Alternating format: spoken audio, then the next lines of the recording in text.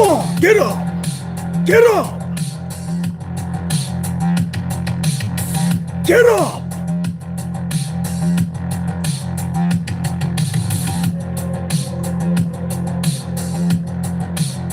Cut that shit. I'm done. Cut it. Cut it. I shouldn't ask 4 times. Come on, Sash. You're better than that.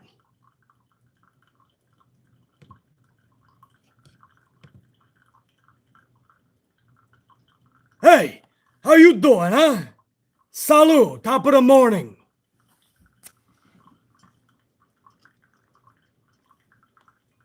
I want to get this out of the way, man. Maybe I'll be in a better mood in a little bit when talking about this show. But I want to get this out of the way right now, man. I'm taking no bitch boy Bradens today who are going to say, I'm tired of the negative wrestling fans. I'm tired of the toxic wrestling fans. Are you tired of toxic wrestling fans? Because the toxic wrestling fans are tired of trash TV, of bullshittery, of embarrassing segment after embarrassing segment.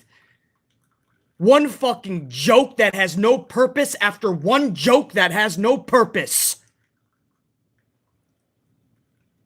I'm tired of the negativity in the community. When you click after the show on channels like this, what do you expect? Did you think you were going to come across a dude named BC Amplified?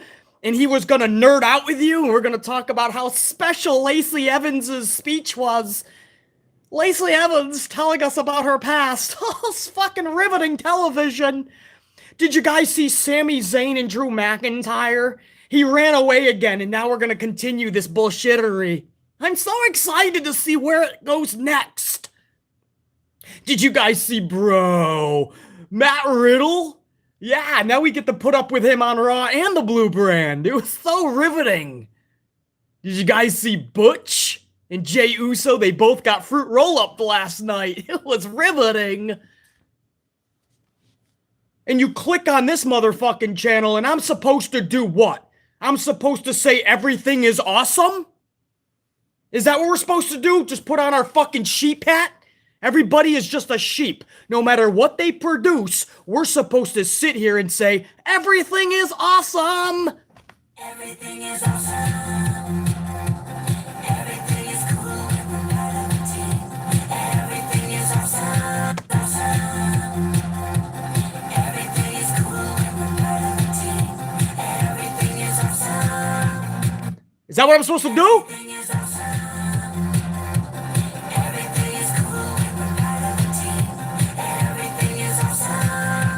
Cut that shit. Now, it's not awesome.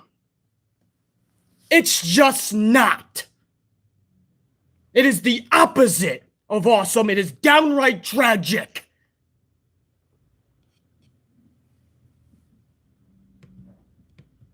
Everything is awesome. Cut that shit. What the fuck are you doing? I just said it's not awesome. And Sasha's got jokes. You know, I'm not sure. You know, I'm going to go over this review. I mean, it's going to be a full fucking review. Don't worry.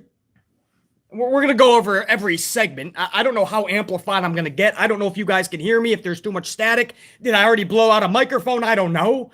But if I haven't already, I'm probably going to in a little bit. But let me just, if you can't stick around for the whole thing, let me just give you a rundown to see what you could possibly be excited about. What you could possibly love about this show. Was it Charlotte Flair out there once again making Ronda Rousey look like a fucking tool? Was it Butch looking like a bitch boy and getting fruit roll-upped by a move called the backwoods, which is just a roll-up? Was it Jey Uso hitting his finisher only for Matt Riddle to no-sell it and roll him up? Was that what got you excited? Was it Lacey Evans telling us about her rough upbringing? Like anybody gives a fuck. Most people alive today had a harsh childhood or a rough upbringing. We're not all going around to the next person to try to tell them our sad stories so we can get sympathy. This is not just embarrassing with Lacey Evans. It's actually quite fucking pathetic, and even more so for us fans, it's cringeworthy. It's fucking weird. She seems like she's like one of those countries that like will capture somebody, and then they force them to make a video, and they tell them to say things like, "They are feeding me. I am okay. They're not harming me. I am okay. Everything will be good. Just do as they say." Lacey Evans is like this in front of the camera. When they start recording, Lacey's first words last night was, "Okay, here it goes." It's almost like somebody's forcing her to tell a story, which we know they are. That's the whole segment. But she's being forced to tell her about her childhood. How weird is that? "Okay, here it goes." Like somebody's got fucking, like, weapons fucking behind the camera at her. And she goes on for 4 minutes about her dad being an asshole. She had to move around. Life wasn't easy. What is this? What am I supposed to do now? Cheer for you because I can't fucking boo you. I'd be an asshole. Fuck, that's the girl with a rough childhood. Who gives a shit? BC will make you melt in your fucking tears with my childhood stories into my teenage years. You'll cry for the next fucking 6 years. I have no business fucking telling people because I don't need the sympathy and I'm not a needy motherfucker. This is making her look so fucking weird. It is so fucking stupid. And I don't know what it leads to. Is this supposed to be so none of us boo her? If I tell you my whole childhood, you'll love me as a wrestler. I'm the only one who's fucking watching this going, this is cringeworthy? I can't be the only one. How about the fucking main event last night? Sami Zayn and Drew McIntyre. Why? I have no fucking idea. I really could not think of why until it dawned on me finally. Oh yeah, a few weeks ago, Sami told Pierce, I wanna wrestle the next person that walks out of that room, and it ended up being Drew. And there's the feud. Wow, this is riveting. I am fucking so into this because Drew walked out of a door. And then last week or 1 week, Sami runs away. So they did a lumberjack match where the one fucking rule in a lumberjack match, the one fucking idea, the basis of a lumberjack match is so nobody runs away in the match. What does Sami do last night? He runs the fuck away. And then Adam Pearce comes out and he makes it sound like some epic announcement is going to be made. And he's like, next week, a rematch in a steel cage. So Sami can't run away. Well, I thought that's what the fucking lumberjack match was for. So obviously you can find an easy way to fucking get out of a steel cage. If you're going to set up what we think it's going to be in the future, Drew McIntyre versus Roman Reigns, well, the Usos will just fucking interfere somehow and Sami Zayn can run away. Who gives a fuck about Sami versus Drew? And that's your biggest blue brand fucking feud. Pierce is coming out making a third fucking match with these two in a row like anybody gave a fuck about the first.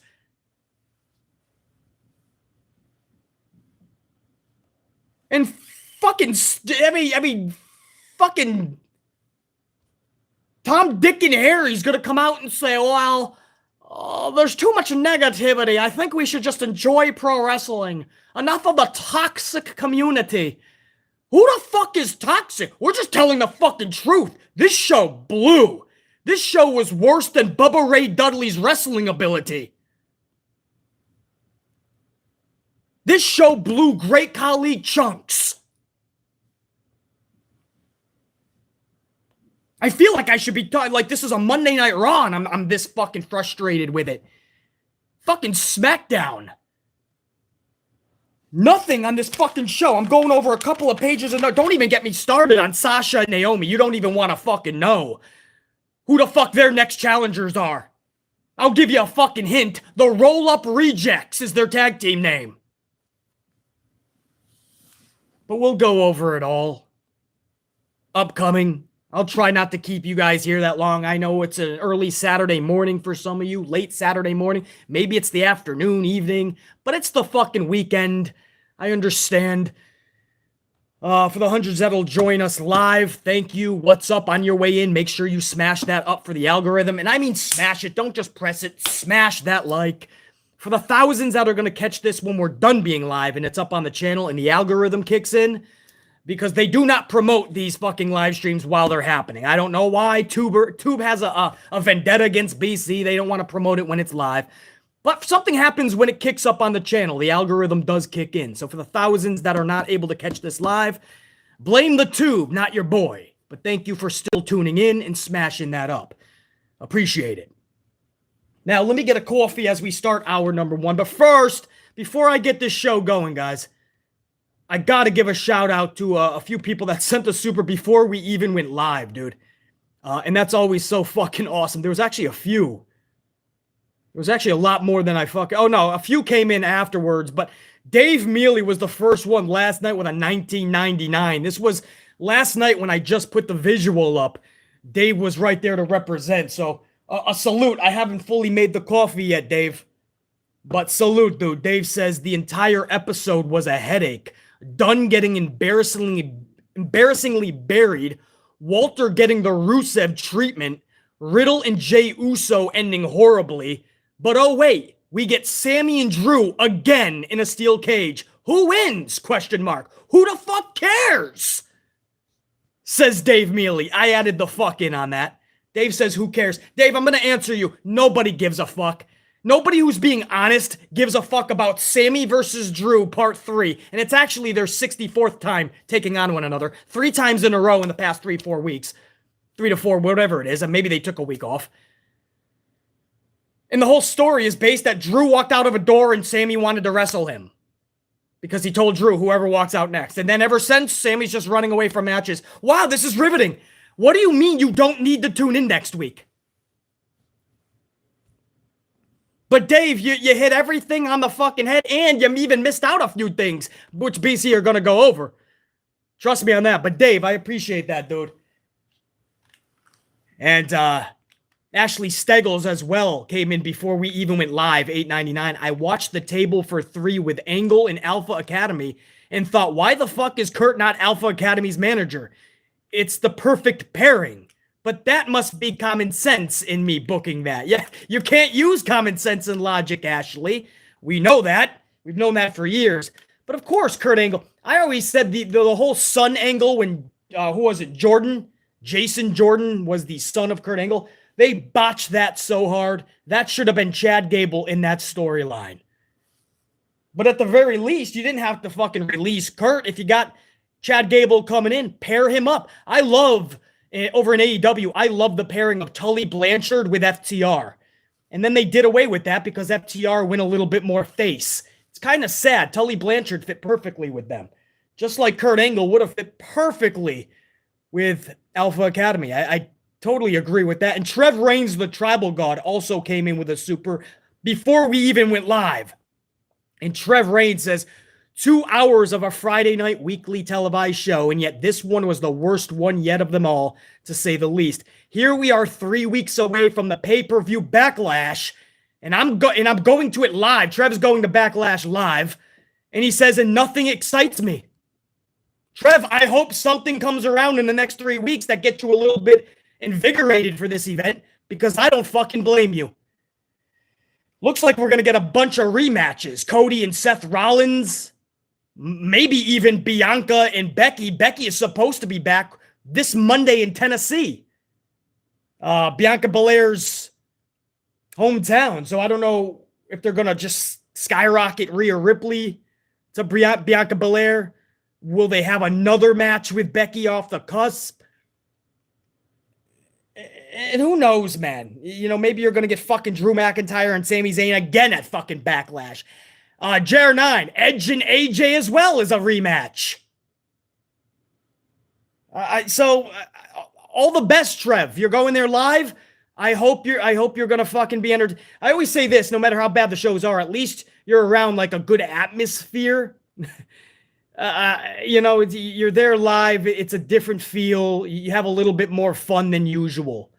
I'm hoping that's the case for you, bro, because I'm wishing you nothing but the best, Trev Reigns. I appreciate that.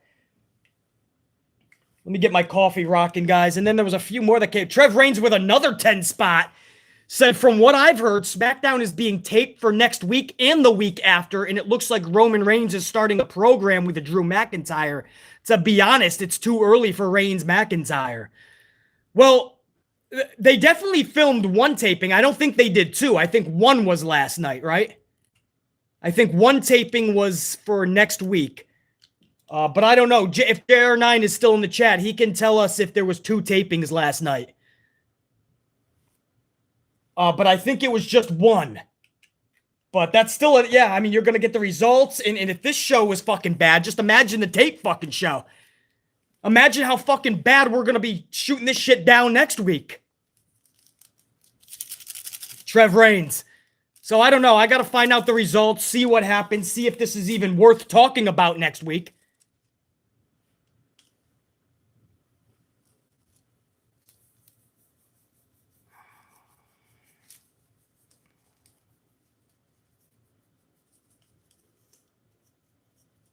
Unfucking real, man. I'm just not happy with this show in general. I was expecting better than this, you know, right off of WrestleMania season. I told you guys everything was going to go back to normal, but damn. I mean, it just skyrocketed through the fucking floor. Salute to my unit, dude. Before we get going anymore, man. Salute. Salute. That's right. That's the new mug. Check it out, man. Don't speak. Hold on. I'm listening. You got to wait till here, till I start fucking listening to any realms of bullshit.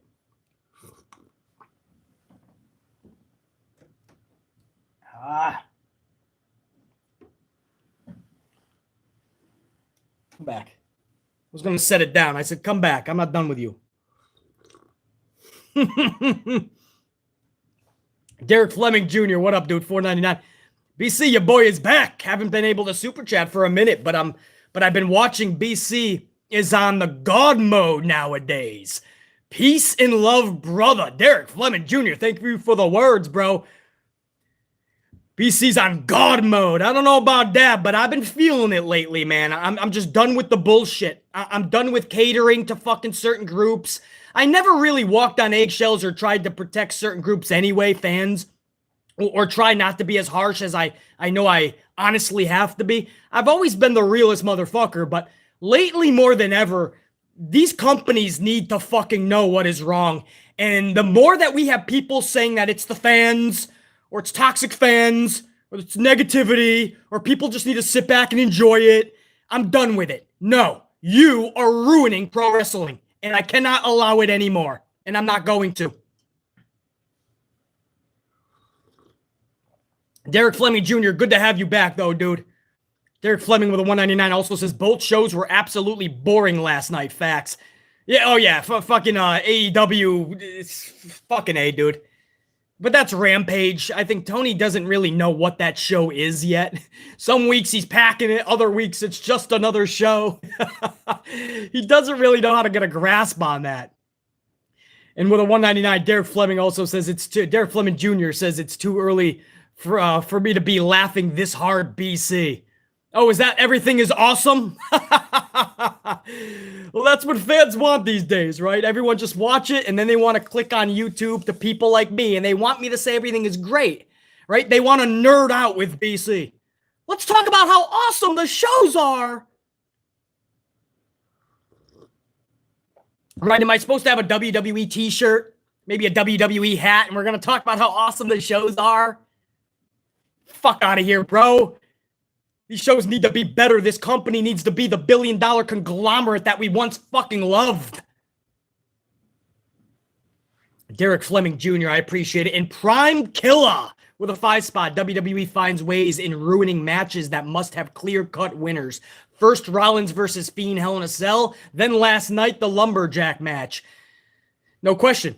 The one fucking goal, the one objective is you have a lumberjack match so nobody can run away. The second they exit the ring, they go right back into the ring. That's the whole premise. How the fuck did this guy wind up in section 303 with somebody's hot dog and popcorn? I mean, fuck. Who are these lumberjacks? And you go out of it, and there's some fucking Randy Orton's out there as a lumberjack. Shinsuke Nakamura, which, by the way, didn't Nakamura last week set up a match with Roman at Backlash? We thought they set up a little bit of a feud. Shinsuke came out face-to-face with Roman. Last night, is it me or was there nothing between the two? It looked more like they were hinting at a Drew McIntyre, Roman Reigns rushed Backlash match.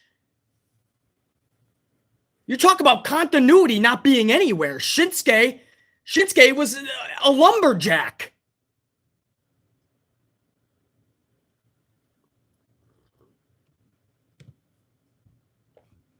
Thank you, Prime Killer. Unfucking real, man. Hold on. I think there was a couple more before we start this show, guys, because once I get rolling, we're just going to start fucking knocking down segment by segment. We're just going to stay amplified throughout. So let me get some more supers in if you don't mind. Dante Jaron 23. What up, dude? $4.99. I honestly just had the TV on for noise with SmackDown and Rampage. Caught my interest. Maybe I just set my expectations too high. Well, your expectations I think are normal, Dante. It's not that we're setting them high. Our expectations these days are just bare minimum. It's bare minimum. Just give us a good episode. Any TV show that you guys love. What is your favorite TV show right now? Chat, I'm on a delay as I always am. Blame the tube, not BC. I think my connection is pretty good, but I'm on a delay. But what's your favorite? Give me your favorite television show. Okay, I see South Park.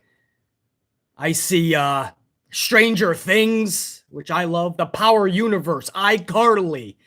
Attack on Titan I'm seeing. Superman and Lois. Snowfall, Atlanta, Top Boy, Full House, Money Heist. Grey's Anatomy, Squid Games and WandaVision, Top Boy, Marvel Moonlight, Attack on Titans, right now, Bel Air.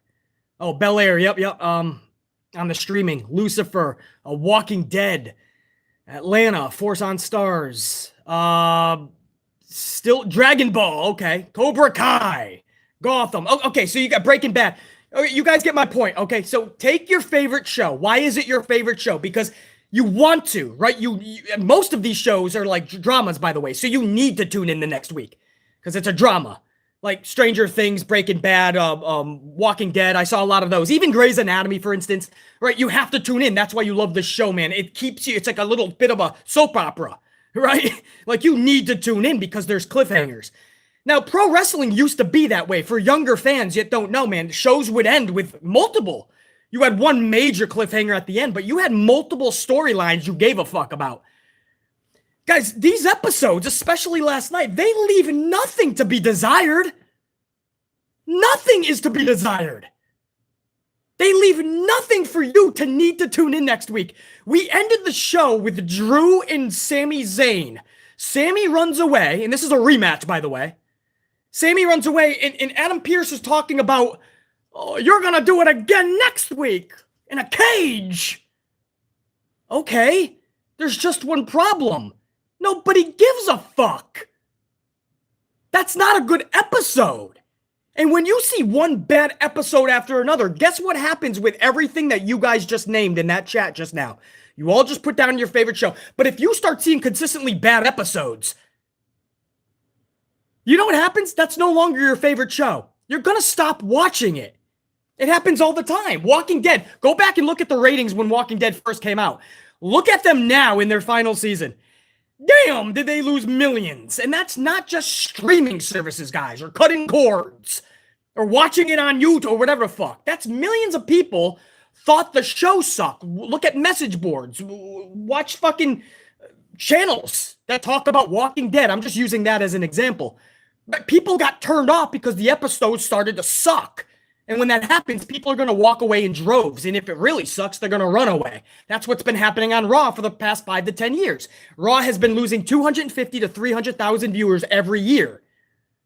That's facts. I go over that all the time with you guys. This episode sucked. It's unacceptable. I literally have in the headline, the most boring, meaningless, unexciting, and absolutely unacceptable SmackDown in recent memory, because that's what this was last night. And I'm going to go over every segment with you. We are about to go over every segment And there ain't nobody that can possibly call bullshit on any of this being horrendous. Otherwise, like Dante Jarren said about expectations, and I'm saying Dante Jarren 23 and BC and so many others, our expectations are just at bare minimum. Just give us a good show. Just give us a good episode. We're not even asking for great anymore. We hope we get to that point. Channels like this are going to start the process, hopefully, to get them back on track. But at this point, beggars can't be choosers, and you got to take baby steps. We'll take consistently good right now from this fucking company. And when you're not getting that, it has to be called out as truth. It's horrendous. The shows suck.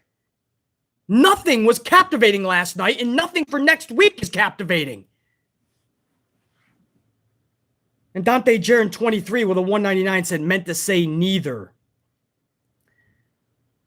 Oh, no, I got you, man. Neither caught my interest. I got you, Dante Jarren 23.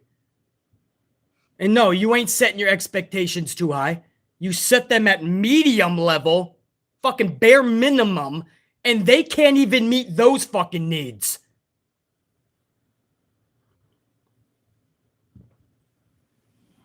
This isn't just a podcaster yelling about a bad show.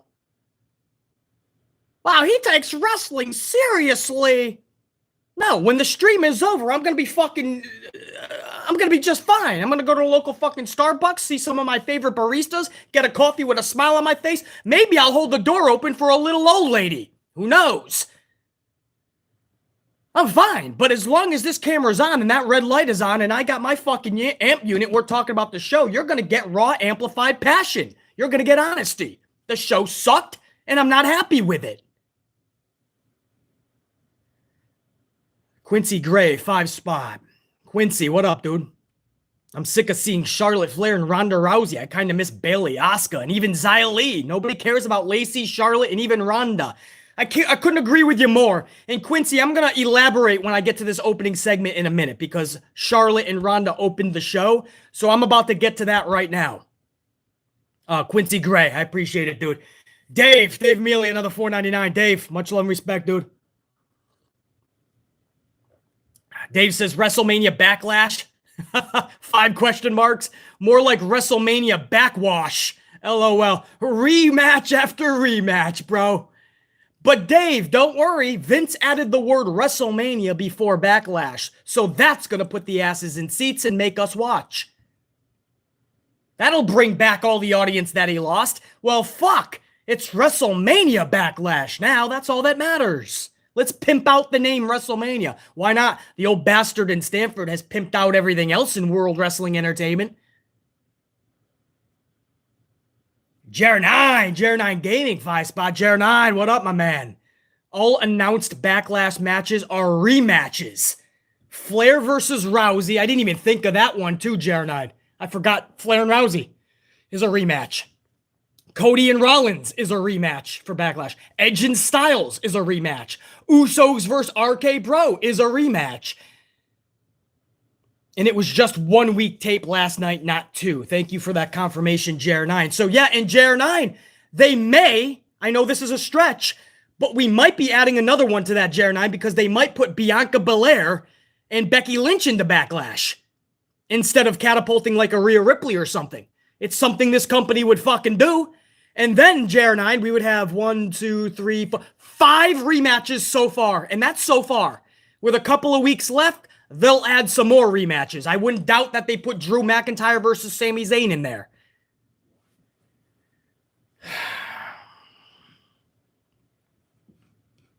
JR9, no doubt, man. Appreciate that, dude. Salute.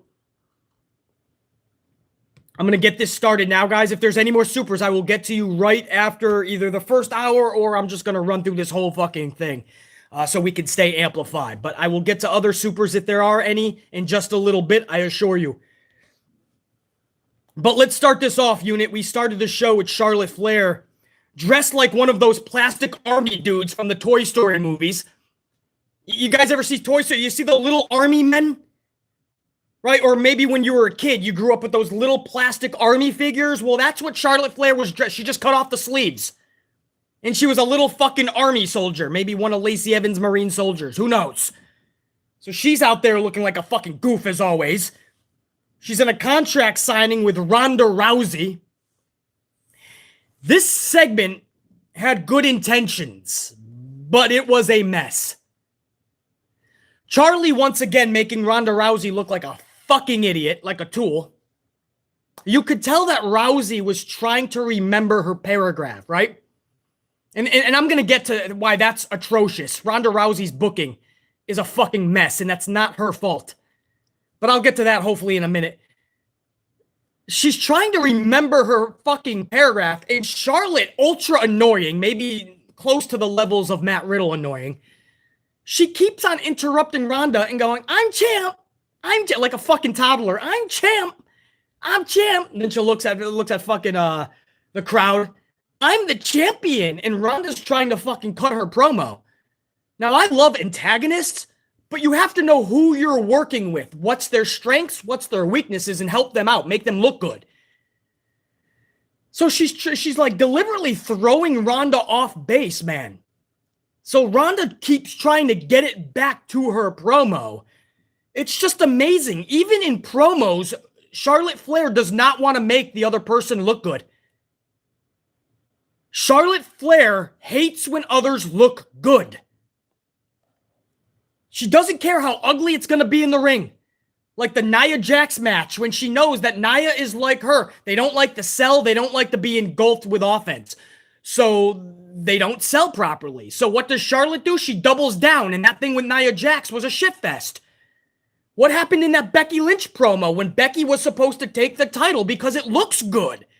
That's a good fucking part of the story. Charlotte was so into her own fucking self-image that she wouldn't let it happen and threw the belt on the fucking canvas. That was a shoot. Charlotte was just being a fucking asshole. And the segment was fucking a mess. Last night, Ronda's trying to cut this so they can get the segment on good ground. And Charlotte deliberately knocked her off of her fucking pedestal thought-wise. I don't understand why Charlotte cannot just make everyone she's in the ring with look better. Sasha does it every fucking time. Bianca Belair does it every fucking time. She's newer.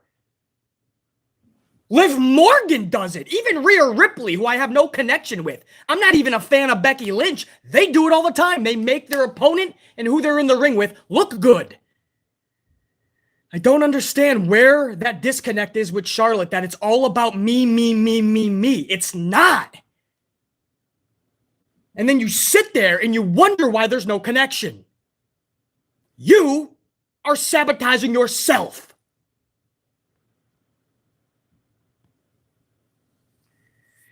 So Ronda finally gets back on track. She cuts her promo. And then Charlie botches like she always does, right? She flips the fucking table. It's supposed to go onto Ronda. But instead, Charlie flips it onto its side. Doesn't even flip it onto Ronda. So Ronda has to half sell this, right? Because it just grazed her arm. So Ronda's like holding her arm like ow, I think. Like, it's goofy for Ronda because Ronda's a badass motherfucker. Like, that table did nothing to her arm. She knows that. But she has to kind of sell it because Charlie fucking botched the table spot.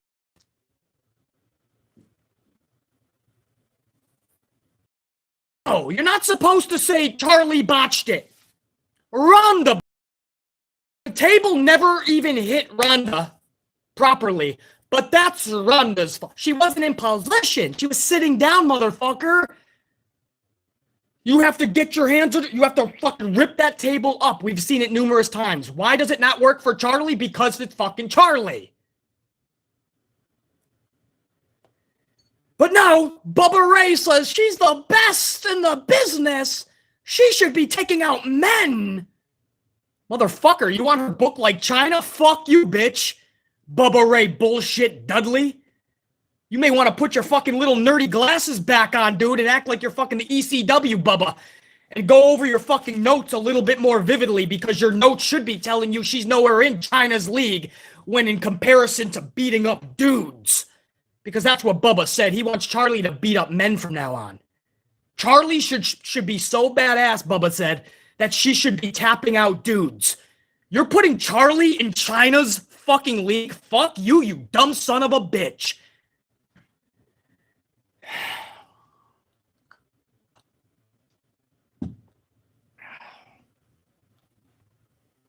So she botches the fucking table spot. Ronda awkwardly has to sell an arm injury now. Then Charlie whips out a kendo stick that was underneath the table. She starts whacking away on Ronda. Ronda grabs the kendo stick, starts wailing away on Charlotte. Looked like some stiff shots. Maybe that's some payback for WrestleMania when Charlie Flair made Ronda Rousey look like a fucking idiot. And maybe that was some fucking payback. But she laid into fucking Charlie. And then Drew Gulak, who I guess is the new bitch boy for Adam Pearce, he gets locked into an armbar submission while Ronda Rousey signs the contract. So Rousey has Gulak in a fucking armbar and then signs the contract like that. You want to say, okay, that's badass for Ronda, but what the fuck happened to Drew Gulak? Drew Gulak was released or some shit. Then he got brought back. He was in obscurity for a good year. And now he's just getting beat up by females. Like, I wonder how that meeting goes when you get called into Vince's office and they go, we're gonna have you get beat up by the women's roster. Is that okay? And Drew's like, do I have a choice? No. Oh, okay. Now he's just getting beat up by a different female every fucking week. Lacey Evans will probably be next week, right? The storyline will be Lacey has traumatic stress from her childhood, and she's letting it go on Drew. She's acting as if Drew's her daddy.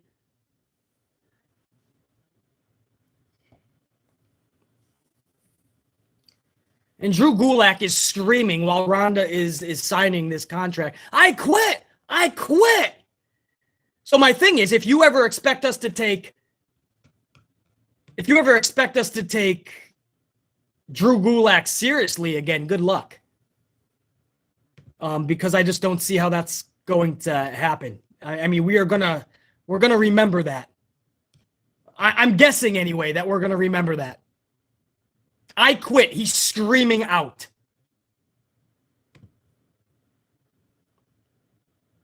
I don't know, man. Ronda's booking. Before I move on, I have to say this. Yeah. Refresh it, guys. If it's fuzzy, refresh it.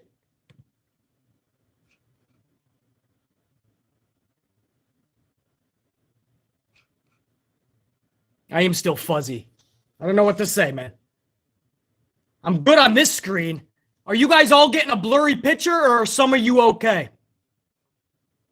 It's sabotage. The tube, it's sabotage.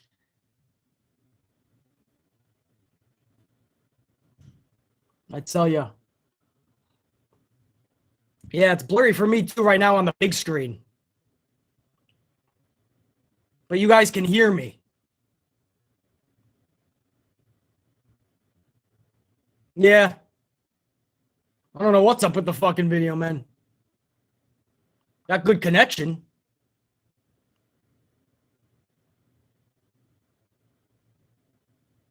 Yeah, I don't know, man.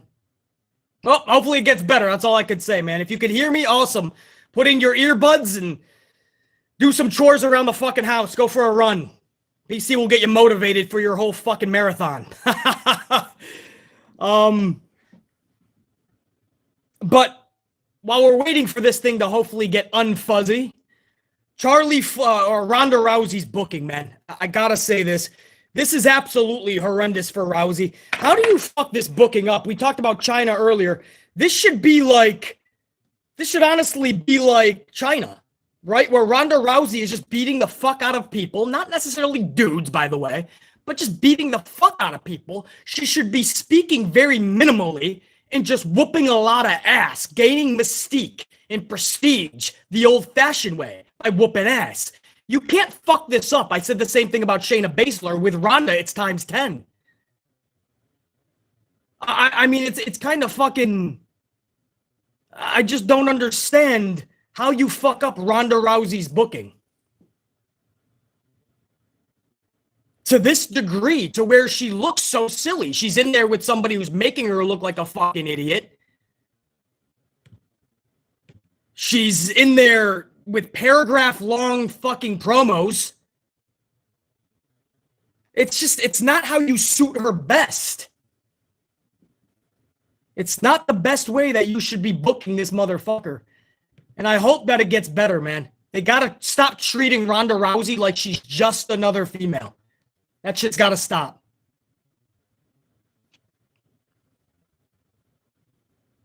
Because that's honestly fucking irritating.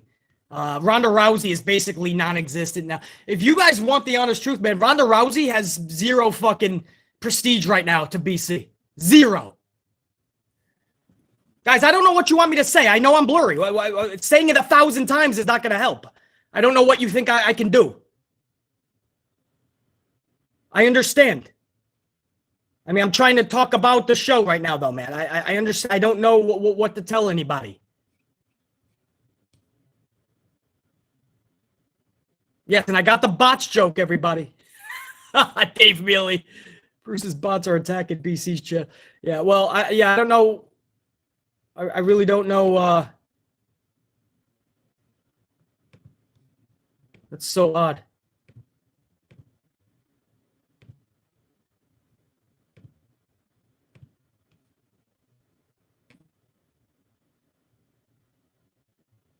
Sound is great, but we lost the fucking picture.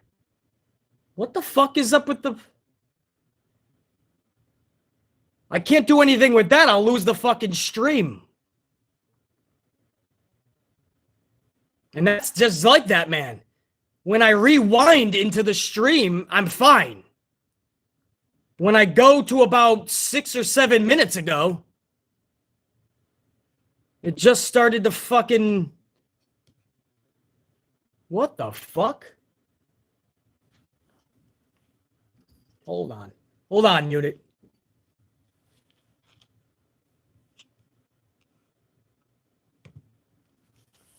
Hold on, unit.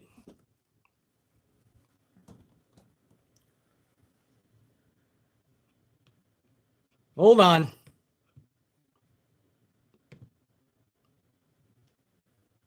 All right, hold on, unit. Maybe we can, I'll try to throw some shit. Sasha, do me a favor. Check those wires, please. We're going to get to the bottom of this unit. Fuck are you doing? Get out of here. Fucker. Fuck out of here.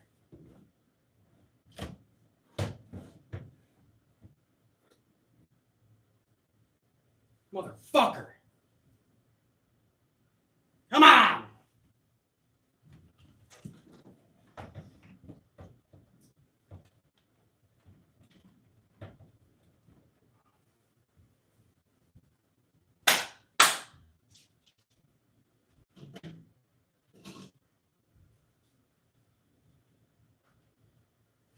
No? Ah! No? Come on, come on. Are you kidding me? Still fucking blurry. What in the fuck? All cords are connected, man. Come on, dude. Mine is good. James, is anybody watching on a phone right now? If you're just joining in, man, the stream just got cut into a halt, man. We're currently in a standstill. If anybody's watching on a phone, let me know.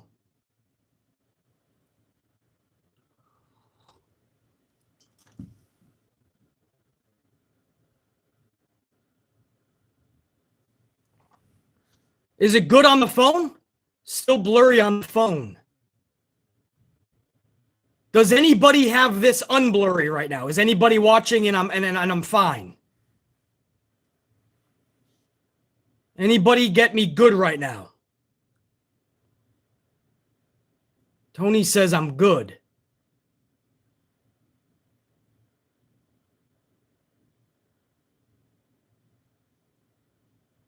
You're good. Donzel says I'm good. Blizz says, I don't give a fuck. I can hear you just fine. That's all that matters. Fuck yeah, man. Donzel says I can see you. You're good. So some of you guys are seeing me fine. Oh, I cleared up a little bit, no? I have I see my face a little bit better, guys. I just got better on the screen, maybe. Yeah. Sasha, kill those bots! Yes! I've arrived! I am back! To life! Everything is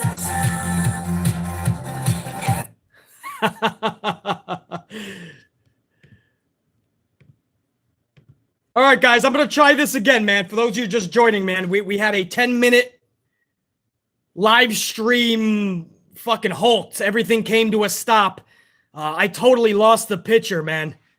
So you never know. We're live, guys. This is just, you know how they put on the shows, Raw, Dynamite, Smack, anything can happen when you're live. Dude, we're live. This is not pre-recorded. Anything can happen, dude. I know I always say, as long as you guys can hear me, it's fine. But come on, bro. I mean, we're fucking... Come on, dude. There's no reason on a Saturday right now that we should be blurry like that. So, all right. Let's keep rolling before we get fucking blurry again. Fucking A, man. What a fucking stream already, man. We've gotten amplified 3 different occasions. We've had a fucking... a fucking crazy 10-minute blur fest. Tony Khan, work on those fucking bots. He hires a private investigative team. Spread the love, man. Fucking A, bro. Thank you, guys. Almost 200 on those ups, dude. I know it's a wild live stream so far. And we haven't even begun, dude. We just went over the first segment, so we still have a little bit of ways to go. I'll try to get this, we'll try to get this done fucking pretty fast. Too funny, man. So that's how I feel about Ronda Rousey's booking, man. It is absolute trash. They need to do better with her, and if they're gonna keep booking her with paragraph-long promos and such, that's what you're gonna get, man. The reaction is gonna be quite minimal. Xavier Woods versus Butch is next. Woods defeats Butch. This is too funny. Woods defeats Butch with a roll-up. Woods' new move, the backwoods. Something that Paige knows all about, by the way. Too fucking funny. The backwoods. Butch flips out afterwards after being fruit roll-up, because that's what the backwoods are. You got Butch flipping out. I can't tell if Butch's character is supposed to be an unhinged pit bull or a giant toddler. But I mean, it's so weird to see what happened to this dude. But is he an unhinged pit bull or is he a giant toddler? Butch's character is just that. It looks like somebody who just got fired from his hot dog position down at 5th Avenue. He was selling all those fucking hot dogs. He thought he was going to get a raise, and he got let go. So he goes to his fucking night job with WWE. He loses that with a fruit roll-up, so he sucks at that too. He knows he's probably going to be on that fucking list on May 5th of releases. But he starts flipping the fuck out. I don't... It doesn't matter if he flips out. Like that's not going to do anything, man. If he's losing these matches so horribly... A roll-up? And then he flips out, so we're supposed to go, oh, but he flipped out afterwards, so he's cool. As far as Woods, I should be mad, or should I just laugh? The fact that he knows that the roll-up is so overused that he literally uses it as his finisher now. I have to kind of give him some fucking props and laugh at it. The New Day, collectively, I know they're watchers of this channel. I don't know if religiously or faithfully, but I know firsthand, thankfully, much love to the Day of the New, and especially Big E. Hopefully all is going good in the recovery. But I know they watched the show. At least several times they have. So I know this is Xavier Woods knowing the situation and having fun with it. So I can't even be that fucking mad with the backwoods. I can't. I've said for months and months that all you have to do to get ahead in WWE especially is do the roll-up. Your finisher should be the roll-up because nobody can kick out of it. And what the fuck does Woods do? He made it his finisher. I kind of have to laugh at that shit.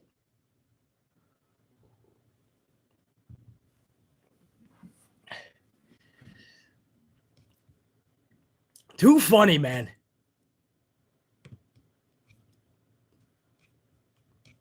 Too funny, man.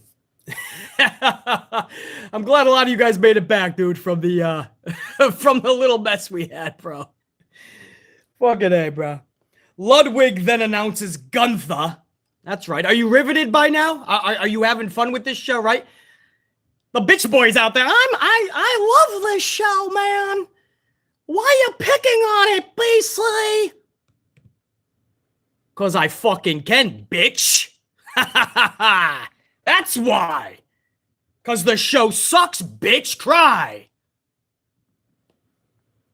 Ludwig announces Gunther, who takes on shithead Stevenson in a straight-up jobber match. Gunther hits a sleeper hold Gunther bomb combo for the W. The power bomb was so thunderous, shithead's body actually bounced off the canvas. And there was also a chop earlier in the match from Gunther that can still be heard in certain time zones this morning. I'm pretty sure you could hear it riveting through the West Coast still as I speak. That chop was thunderous. You guys know this, but I'll reiterate. I love jobber matches. This match was about 60 seconds, 90 seconds. Why put another superstar in there just to get fed to Gunther? Have a fucking idiot in there, a jobber, a local bingo hall talent, enhancement talent. Shithead Stevenson worked perfectly. That's more entertaining than watching a fucking actual wrestler that should be getting good booking get flatlined in 90 seconds. Get fed in 90 seconds to somebody. Build somebody up by tearing another down. That's absolutely fucking horrendous. So jobber match, this works. You gain nothing by having an actual superstar in shithead Stevenson's position. 60 to 90 seconds to get tooled on. Just put Stevenson in there. And he got wrecked. That's way more fun because you know when you see somebody like shithead Stevenson and you see Gunther, you know there's going to be an ass whooping and you don't want to look away. It's going to be a crash.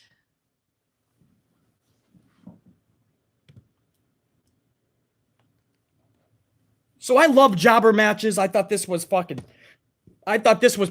the only good part of the fucking night other than seeing Sasha Banks, because that's always a bright spot for BC. But this was fucking it, I think. Pretty sure. A jobber match, who would have thought? Now, yeah, the crowd's not going to fucking give that much reaction yet. First of all, they're still trying to find out what the fuck is Gunther all about. If you didn't watch NXT and you don't know who Walter is, you probably don't know that much about Gunther. Right? Just like Wardlow when he was having those jobber matches at first. The crowd wasn't fully behind him yet. They were just figuring him out. Do I even get behind this dude? Right?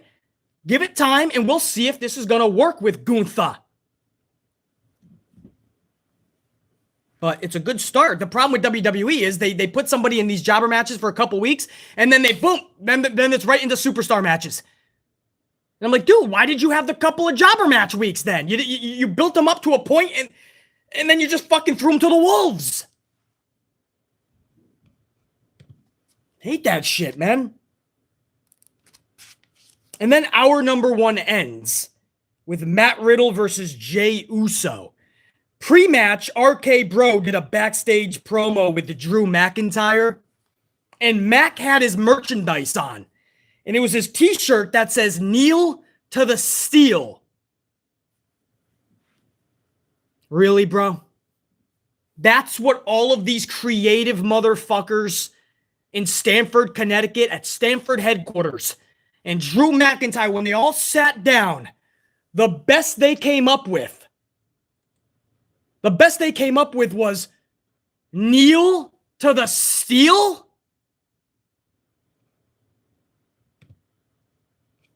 Kneel to the steel.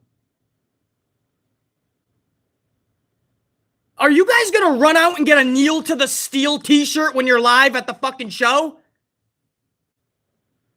What does that even mean?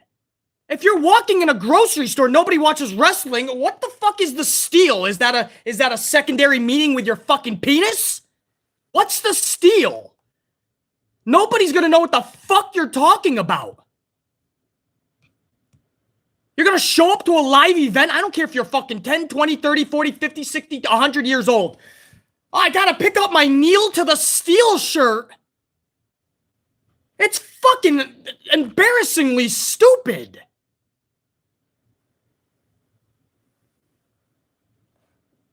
Can you imagine anybody over the age of fucking 12 walking through a fucking mall, a grocery store, on the sidewalk with a kneel to the steel shirt?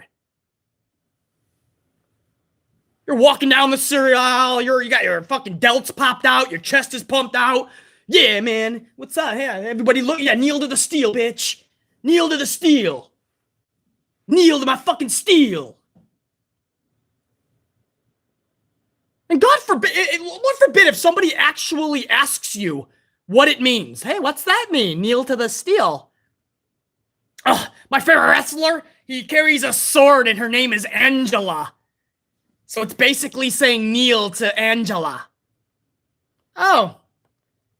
Okay, I gotta go now. Bye.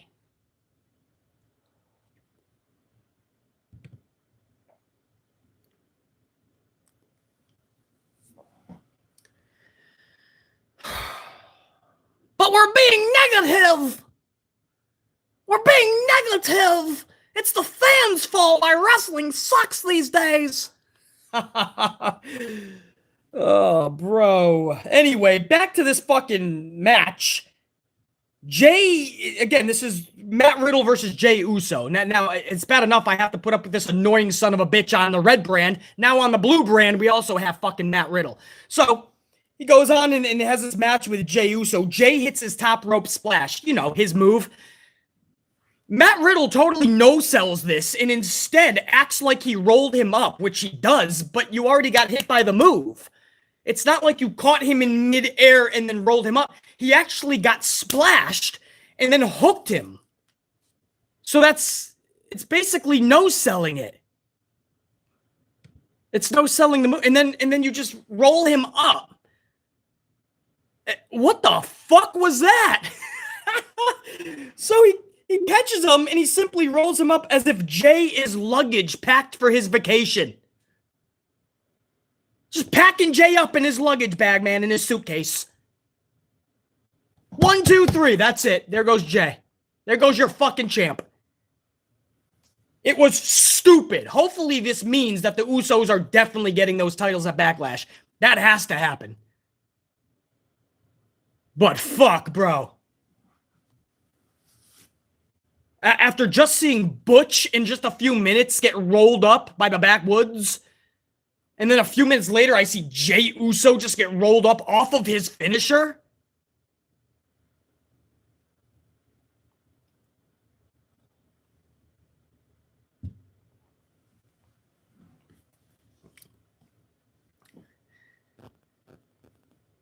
I can't, man. I can't even. I can't. Roll-ups galore. I don't know, guys. You got your fruit fucking flying. It was a fruity show last night yet again. They resorted back to what they always do. Roll-ups. Right? We haven't seen that many this year. JR9, am I correct? There hasn't been that many in the last month at least. I don't believe. Maybe there has been. But for those newer to the channel, JR9 always posts some awesome fruit roll-up statistics. And it's pretty much telling how sadly flatlined this company is creatively. 27 roll-ups this year alone, says JR9. 27.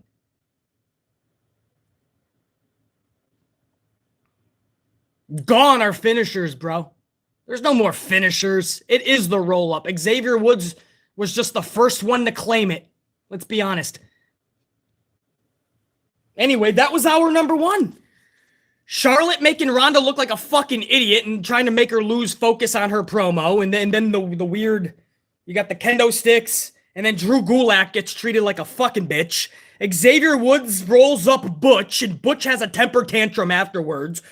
Gunther has a jobber match. And Matt Riddle rolls up Jey Uso. Hour number 1, 2 roll-ups, a jobber match, and Ronda Rousey being booked like a fucking idiot. There's hour number 1. Oh, you guys are right. That said, I'm just too negative. Damn. Now that I recapped hour number 1, what the fuck was I thinking? What a great show this is so far. Hour number 2 can only get better.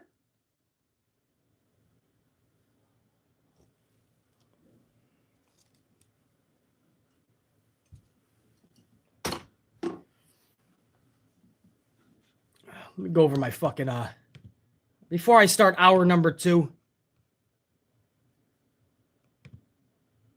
Go over to my fucking supers. Pile driver finisher, 5 spot. Thank you, brother. Pile driver says, thanks, BC, for the videos yesterday and today's live. I always enjoy them. Keep it real. Keep it amplified. You know it, dude. We're going to drop it like nobody else in this motherfucking community. We're going to drop the honesty, amplified to the next level. We're going to make everybody cry. Nobody wants to hear the truth. Everybody's all up in their feelings, and we're going to be more happier. The more they cry, the more hopefully things will change for the better. Pile driver finisher, thank you for the words, man. You are welcome, and I thank you, Pile driver finisher, for tuning in to these amplified videos. It's people like you that make this worthwhile, so I appreciate that. Mr. Rogers, who we just re-signed. We lost Devontae Adams, so I don't know what the fuck this means for the future other than we're fucked. But at least we got Aaron Rodgers. I don't know what that also means for the playoffs, by the way, Mr. Rogers. But I see that Green Bay helmet up in here. 30 spot. Damn. Salute to Mr. Rogers, man.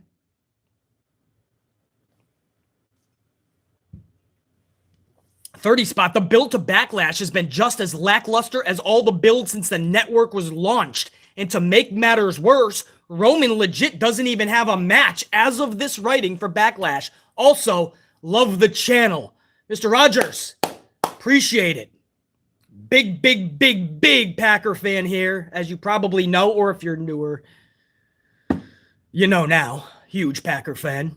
So I appreciate that. One Packer fan to another. Glad you love the channel. Thank you for subbing. Thank you for smashing that up. And hopefully I'd love to have you back for every video hereafter. As far as Roman Reigns, he does not. It looked last week like it was Shinsuke Nakamura that was going to have a Backlash match with him. This week, it looks like they were hinting Drew McIntyre rushed for Backlash. But as of now, it's nobody. And we're just 3 weeks away, if even. 3 weeks. And as far as the build to Backlash just being as lackluster as everything since the network launched, Mr. Rogers, you can even go before the network. It was already starting to get really bad for a few years beforehand. The network just made it all 67 times worse. Mr. Rogers, appreciate it, man. And Osia Weidman with a $9.99. What up, Osia? I'll read that in a sec. Let me brew up a hot coffee, guys. If you don't mind. What do we want to do? We'll do a Starbucks. Starbucks toffee nut, it's called. I don't know what the fuck that means, but it sounds good.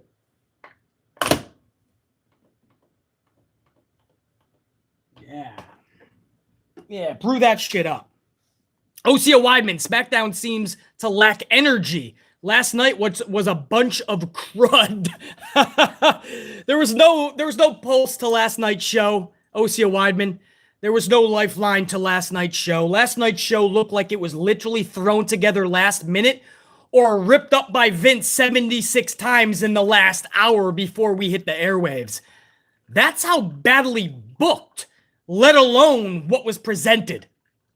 So, Osia, the only thing missing from your comment is an exclamation point. Sheriff Rivers with a 7 spot. What up, Sheriff Rivers? I laughed at it when Sasha said they've been dominating the division when they lost twice already. LOL. Sheriff, you can know that I love Sasha and Naomi. But Sheriff, I kind of had the laugh when they said they dominated the division, period. Forget their losses. The fact that they think there's a division is quite fucking sad, but they had to say it. I mean, they're trying to sell something that's non-existent, but they're at least trying to. But just like you, Sheriff Rivers, BC, and so many of you guys, I mean, you had to be like, what division? What dominance? You should be, because you're Sasha motherfucking Banks and Nay fucking Naomi. Scooter McGee, 2-spot. Hey, Randy. Did you like my fruit roll-up, Randy? Scooter McGee is all impressed with his fucking roll-up last night. Yes, Randy Orton loved. This is to Matt Riddle. Scooter McGee, relay the message. Randy Orton loved your fruit roll-up. He loves everything that you roll up, Matt Riddle. Randy Orton will take anything that you roll up, Riddle, if you know what I mean. Derek Fleming Jr.'s up in this bitch again with a 199. Derek Fleming Jr., thank you, dude. As an AEW fan, I'm highly concerned right now for TK. Yeah, I just think he's over his head, man. I think he's doing too much. I think he thinks he's a really great booker when he's not. He's done some really cool things and some good things, but wow, the bad things are really bad. And they're keeping his company from growing to where it could be. So yeah, I've been Derek Fleming Jr. I've been pulling for AEW. It's a reason why I review their shows, even though they don't reach 1 million most times. And that's my one prerequisite. You have to at least reach 1 million. That's why we don't go over in NXT. We don't do Impact Wrestling. But I want to support AEW. And that's one of my major concerns is TK just has too much going on. And he's burning the fucking candle at both ends. Alan Christensen, 10-spot. What up, BC? What up, Alan? I remember being pissed when I missed a good wrestling show from back in the day. Now when I actually watch a show, I'm pissed.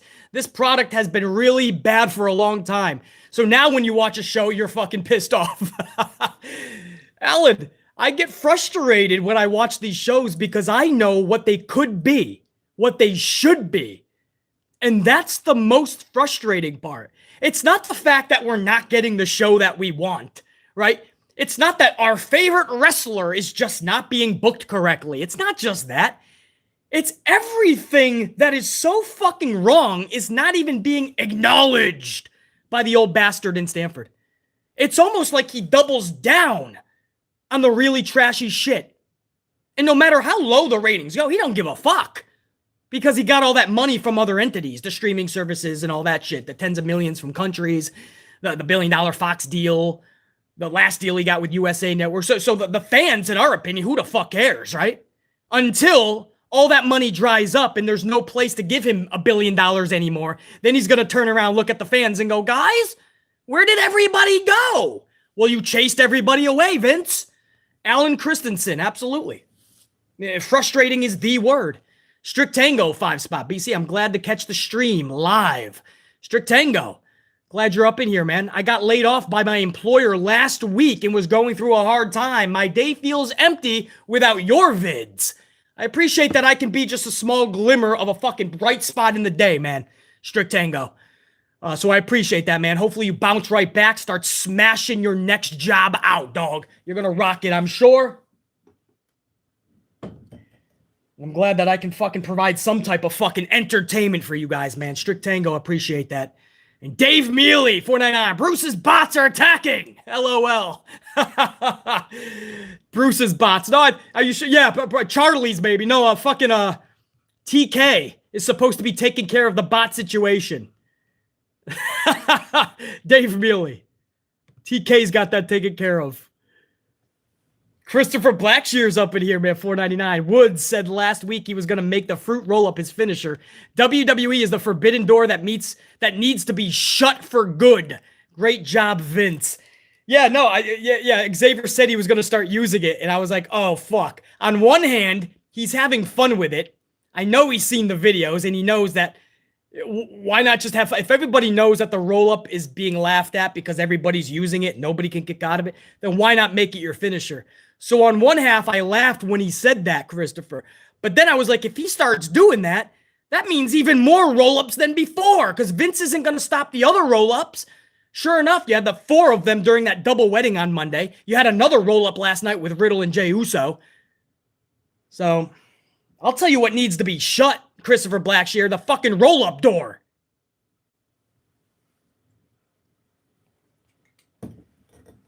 They got to start doing their finish, like real finishers again. That's what made wrestlers really awesome back in the day. And you got behind them because their finishers were so bad. The DDT with Jake Roberts, the Tombstone Pile Driver with The Undertaker, the Pedigree with Triple H, Sweet Chin Music, Shawn Michaels, the Sharpshooter with Bret Hart, the Boss Man Side Slam, Mr. Perfect's Perfect Plex, the Texas Tornado Punch, the Tornado Punch, the Ted DiBiase Sleeper. I could keep going, man. Ric Flair's Figure 4, Sid Justice's Justice Bomb, Power Bomb. The point is, everybody had a badass finisher. You knew what it was, and that's how they ended their opponents. These days, you don't get that anymore, man.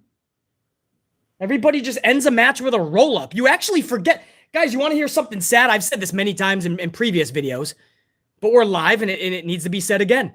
I honestly, most likely, if I really thought about it, over half the roster, I bet you I don't even know their finisher. How sad is that? That I don't know half the roster's finishers. True fucking story.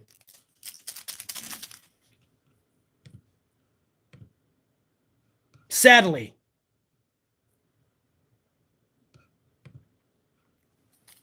Who was that? Christopher. Diarte, Jeff Colt McLeod. Hopefully I said that correctly. Diarte, $4.99. Look at BC looking fresh to death. Keep doing the damn thing. You know it, bro. You know. We rocking the world, man. One day at a time, one stream at a time, one meeting at a time, one coffee at a time. Diarte, I appreciate that, dude. Thank you for the words, man. We rocking out for sure. Ahmed Yusuf, $1.99. Butch reminds me of Scrappy Doo. Let me at him. Let me at him. I got to give that proper to let me at him. Let me at him. If you guys don't know who Scrappy Doo is, you got to do the old Google search. Ahmed Yusuf, no doubt, dude. It's just like a little fucking, that little fucking ankle biter, you know? Where he's the smallest dog, but he's got the loudest fucking bark. I'm like Pete Dunne. Pete Dunne, you didn't have to do that shit. I don't know why Butch is being booked like a chihuahua. Every time I see Book, I just named him Book. Yeah, you can pick up fucking Book at Barnes & Noble. Every time I see Butch, I can't help but think of a chihuahua.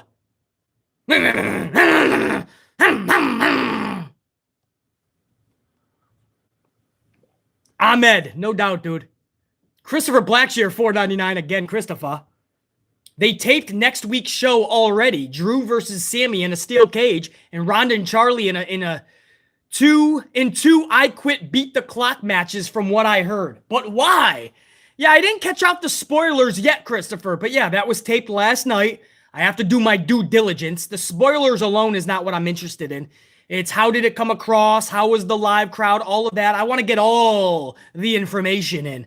And then I can come up with a conclusion on where this show is going next week. They always add in some Stamford, Connecticut post cuts in there as well on these pre-tape shows. So, yeah, Christopher, like I said from the jump, nothing next week is making you see this show. From a lumberjack match to a steel cage, 2 I Quit Beat the Clock challenges. Wow! I'm sure Drew Gulak will be beat up by both again next week.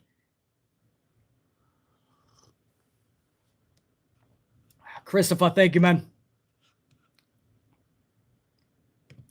Also, fucking Dave Mealy with another $4.99. I gotta give a salute before I read this because it's fucking Dave. I remember Jesse Ventura said that the decline of professional wrestling started when people started kicking out of the other people's finishers. That was it, Dave. And Jesse knows exactly what he was talking about because Jesse Ventura was thinking about the long term. When you take away that facet of a wrestler, good fucking luck, Jack. You're taking away a big part of that wrestler's mystique. Once in a blue moon, if you're in there with the right people, a la my favorite wrestling match of all time, Shawn Michaels versus The Undertaker, WrestleMania 25. And they would kick out of each other's finishers a couple of times a piece, I believe. You know, once in a blue moon, it works because the story is telling you of a war of two individuals that refuse to lose. But it can't be overdone. What happened after Shawn Michaels and Undertaker, you guys know what happened in the whole wrestling world? From the bingo hall to the independents to the fucking minor leagues to the fucking big boys and gals on the big stage. You know what happened? Everybody started to doing those type of matches where you're kicking out of each other's finisher for climactic moments. Ever since Shawn Michaels and Undertaker, everybody thought that they could do that now. Sadly, Dave Mealy, no doubt, man. Jer9 Gaming with a 2. Let me give fucking props to Jer. Jer9 says it gets worse. Moss and Corbin official for Backlash. So Jer9 is telling me that that's official for Backlash. Moss and Baron Corbin, along with the other 4 to 5 rematches that are already on the card. And more we think are coming. Oh, Jer9. You know, there's been times where the card has looked like such trash and shit. And it somehow does all right? Like in the good, the bad, and the ugly, it's not like 10 uglies somehow. This is, I guess, what we're going to have to hope for. Because on paper, this is going to be shit from top to bottom. Now we just have to hope that they somehow produce a good show. Any other supers, guys, I'll get to them right after I go over our number 2. But I want to go over our number 2. Just so we can keep the amplification going while my coffee is fucking hot. Madcap Moss beats the shit out of and defeats Angel Garza with his finisher, the punchline. Didn't even know that until last night, by the way. How ironic. Garza stuck his lips square on the ass of VKM 2 weeks ago when he blamed the fans for never being happy with wrestlers' booking. Do you guys remember that? I made a whole video about it. Garza went on an interview and said, oh, the fans are never happy. No matter how we're booked, they're never going to be happy. Just because I'm chasing a 24/7 title, they're going to say he's being buried. That's exactly what's happening. Garza, that's exactly what's fucking happening. He throws the fans under the bus to try to hope that Vince McMahon hears about the interview and gives him a big push. Guess what has happened in the 2 weeks since that interview aired? Look at his fucking booking the last 2 weeks. Since he made those comments, he's been in the 24/7 title embarrassments. Fucking background in a wedding like he's background in a movie. He's background in a fucking wedding segment for the 24/7 title. And he's on a fucking losing streak again. Last night, losing to Madcap Moss in about 2 minutes.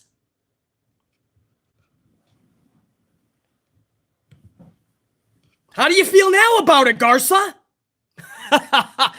You keep wanting to blame the fans? When do you look at Vince and go, I'm better than this, boss?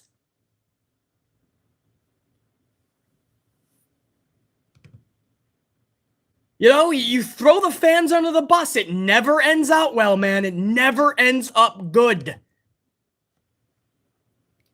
So it's just ironic to see Garza like he was used this past Monday night. To see Garza being the bitch boy of Madcap Moss. Again, just like Gunther with shithead Stevenson as a jobber, that's what should be happening. Madcap Moss, if it's a 2-minute match just to make Madcap look good, put a jobber in there. You're not going to lose any more audience than seeing fucking Garza Did you think Garza's gonna bring in 30,000 more viewers than shithead Stevenson's brother, dipshit Dugenheimer? No, just use a jobber. But no, it's almost like Garza's being punished now. You tried kissing my ass, kid, but you didn't do good enough. When I say pucker up, I mean pucker up.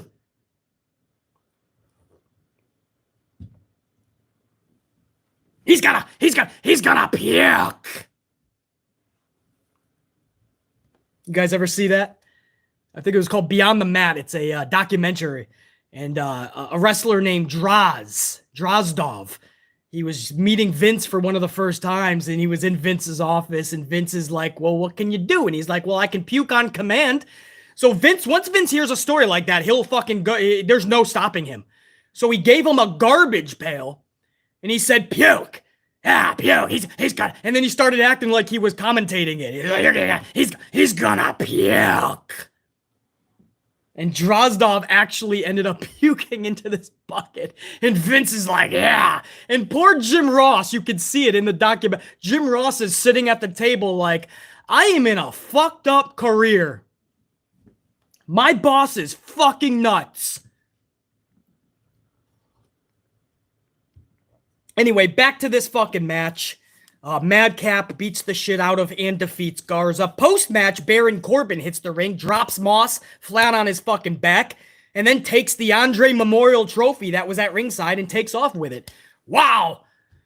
Just like JR9 just said, man, it gets worse at Backlash. Moss versus Corbin is official. Well, one hell of a story we got.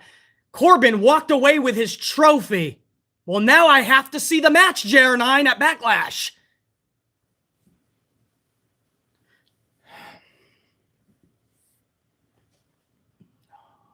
Unreal, man. Yeah, the Droz thing. Are you guys wondering about that? I think it's called Beyond the Mat. It was a documentary from a long time ago. It's really awesome. It takes you behind the scenes of Paul Heyman's ECW.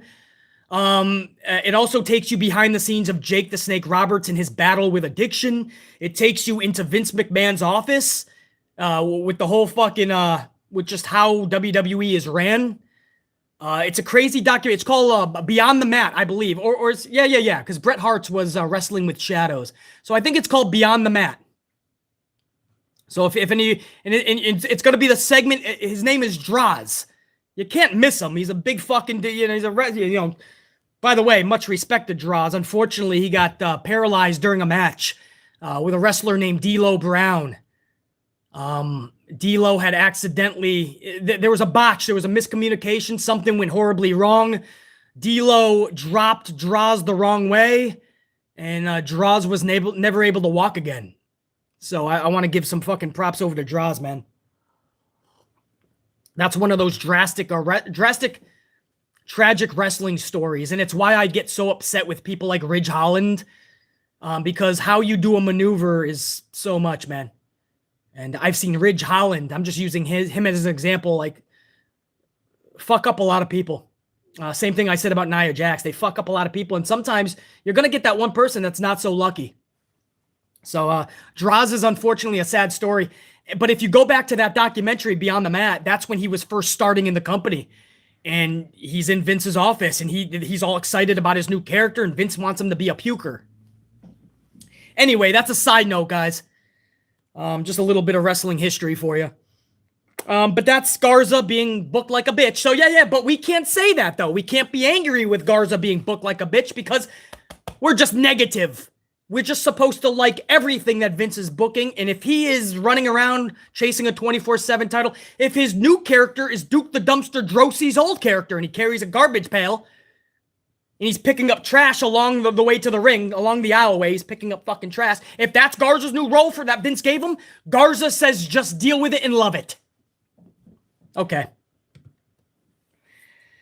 And then we got part 3 of the Lacey Evans story. We literally just hear the sob story of Evans's upbringing. Who the fuck cares? Who cares about this? Honestly, this isn't even shade to Lacey Evans. Not even shade. But what is this supposed to do? Are we supposed to cheer her now because we feel sorry or bad for her? Is that the ultimate goal here? She tells us every week for an entire month about how hard her upbringing was. So now it's impossible for us to boo her, because that's what this obviously is. Or are we supposed to sympathize with her?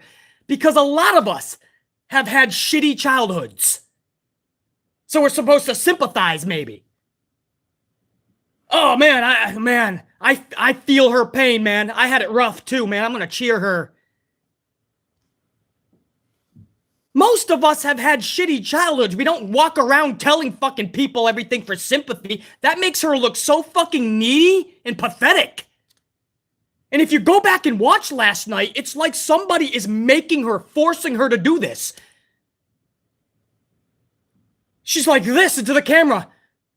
And then when the fucking the cameraman says go, she goes, okay, here it goes. That's how she started it. Okay, here it goes. It was so uncomfortable. It's like somebody's forcing her to tell the story. So weird. Fuck, BC will make you melt with stories from my childhood into my teenage years, man.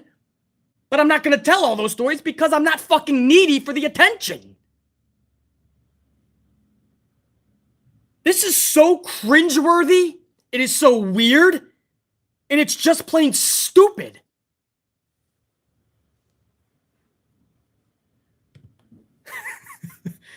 I don't understand this.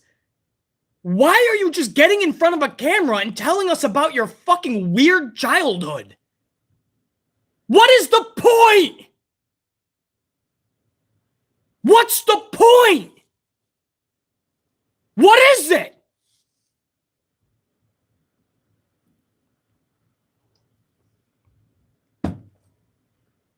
A month of listening to her story about how you had to move a lot and your dad was mean to you? Seriously? I got fucking 17 stitches at least around my fucking eye from here to here.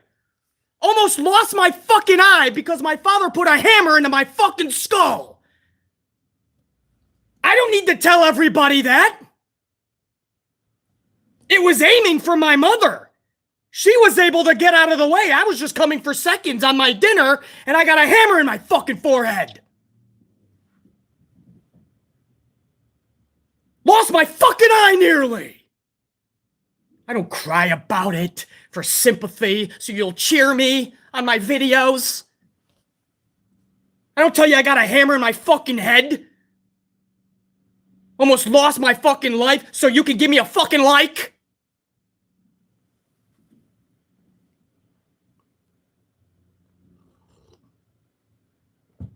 It's so weird.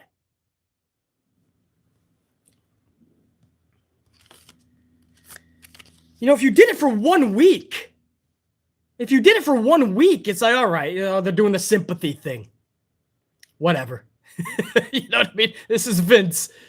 This is Vince hoping that he's throwing a fucking Hail Mary. 2 weeks was like, damn, bro, you're really hammering the sympathy. Last night was the line, dude. That's my line. Enough.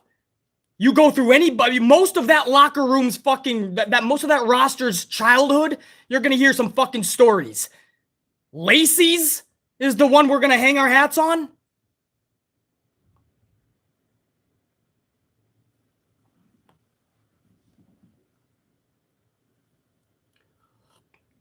You do not pimp out your childhood stories or your upbringing for a cheap pop.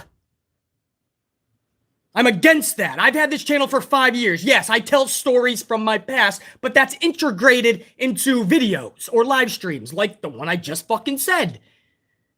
I don't do it for cheap pops.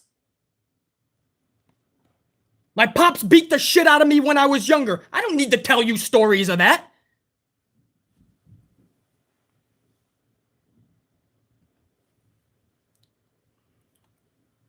It's weird for a lot of us. If you watched it and you had no fucking problem with it, that's fine. That's fine. I mean, if you watch this and you're just like, I have no problem. We're going to hear 10 weeks of Lacey telling her stories. That's fine. Just know that there's a lot of people that feel like BC. It's cringeworthy. Nobody's going to sit there and feel sorry for you. We're not going to play a violin so that you can get an applause when you now enter the fucking arenas. So fucking forced. And then Natalya and Shayna Baszler confront my gal Sasha Banks and Naomi. I'm going to say that again. Sasha Banks and Naomi are confronted by Natalya and Shayna, which looks like they're going to be the Backlash opponents. Natty, Shayna, Jer9, isn't that another fucking rematch? Maybe it was a triple threat, but it's still the same two teams at WrestleMania. But didn't they, I don't know if they fought another week or not.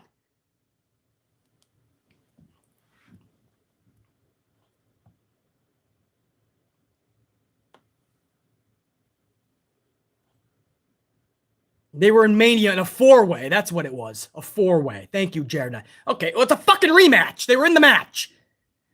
But think about that. Natalya and Shayna, the roll-up rejects. Really? Because Jared and I will tell you how many times they got rolled up last year. I think it was 17 and 15 or some shit. Every time they were in the ring, they were getting rolled up last year. Fruit roll-ups. Vince throws them together. They do nothing but lose together as well. And now all of a sudden they're back for tag titles. How does this intrigue you? Even if you're a big fan of Natty and a big fan of Shayna Baszler. If you're a fan of Sasha and Naomi, this does nothing for you. This is a fucking trash match. Natty is much better off in NXT right now. I think she's doing much better down there. She can help out those girls a lot more.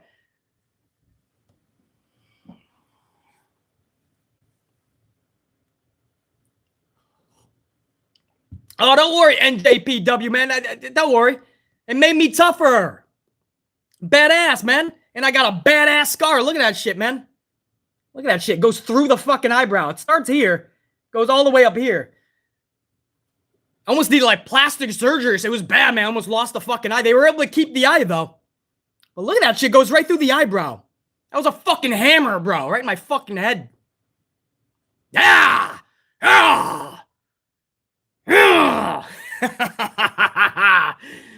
That'll wake you up. Actually, I'm pretty sure it knocked me the fuck out. But when I got up, I was like, damn, that was a hit. Papa packs a punch. But it's all good, man. Sometimes you get a hammer to your head. Get both my eyeballs. Whatever, dude. Is what it is, right?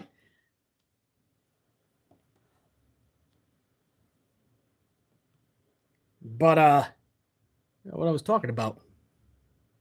What was I talking about? Oh, yeah. Wait. Did Jared give me last year's?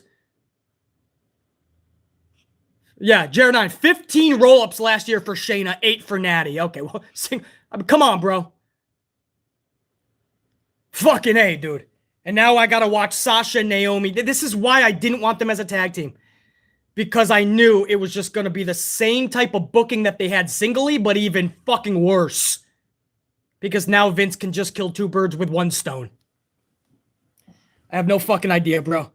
But that's what Sasha and Naomi are confronted with. Shayna and fucking Natty. Salud! Yahoo! And then we go into the main event. It was a Lumberjack main event match. Drew McIntyre versus Sami Zayn.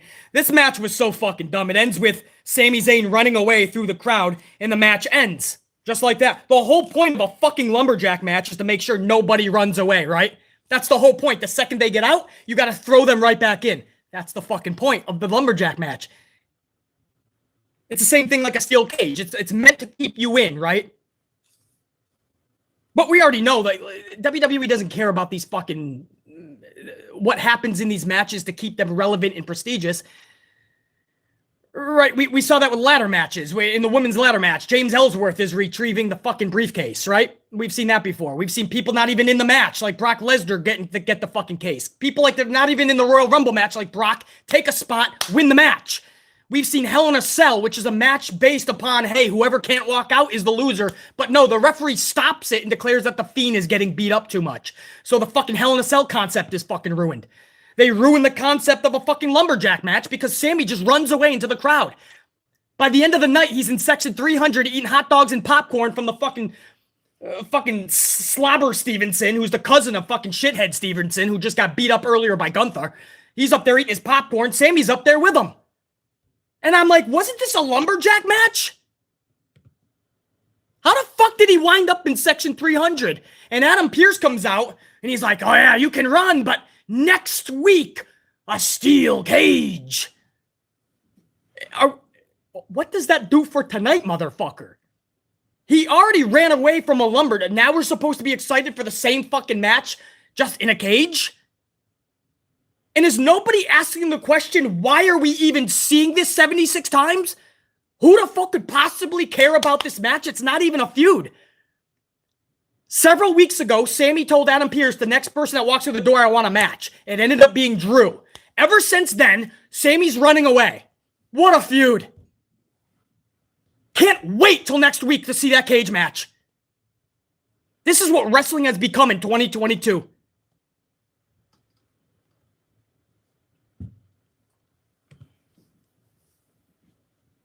It's literally your one fucking job to keep them in the ring.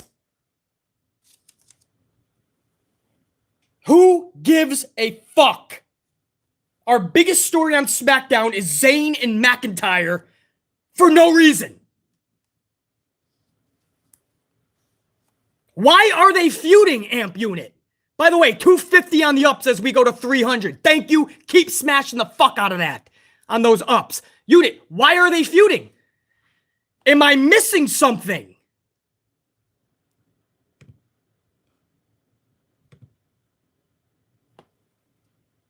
Maybe I'm missing something why they're feuding.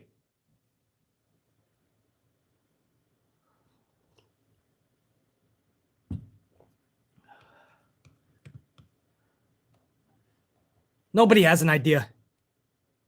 Donzel doesn't, James Shimfajitas doesn't, BC doesn't, most of you fucking don't know. Sir Charles doesn't fucking have an idea. Gregory knows what the deal is, just filler shit. Let's just put it at the end and that's our fucking cliffhanger. We have nothing else.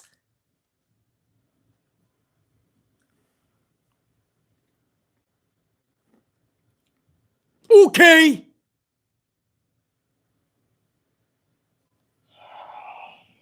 Fuck is my coffee? Anyway, I started this a while back. Almost an hour and 40 minutes ago, I started this. And I said, I'm done with the fucking... I'm done with the people that claim it's the fans' fault. It's toxic wrestling fans that make it not fun. It's fans that always complain on platforms like this or podcasting. And not looking at the booking, not looking at the shows and saying that these shows fucking suck. And even worse, they're unacceptable. Nothing on this fucking show I cared about. Nothing for next week do I care about. Nothing on Backlash I care about. And that is sad. Because I love this shit. I love pro wrestling. I have loved WWE since I was a fucking kid, bro. And this is the shit that we get. In 2022, you can't get more creative than this?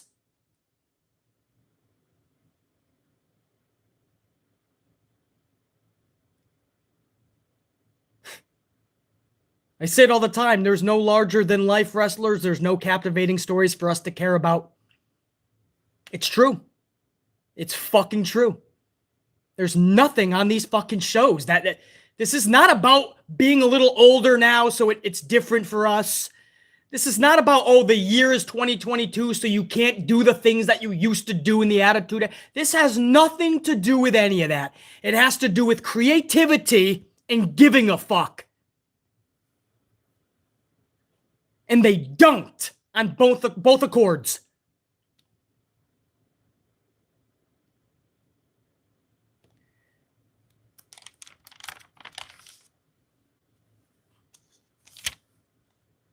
And that's why you see Roman Reigns several times now at house shows giving face promos at the end of the night. So he's wrestling as a heel, And then after the match, he gets on the mic as if he's a face and he thanks everybody and says he appreciates them.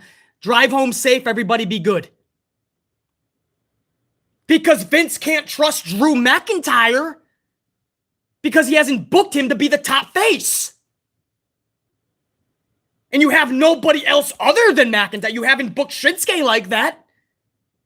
Rico shit is a fucking jobber even with a title. They can have this dude win 10 victories in a row.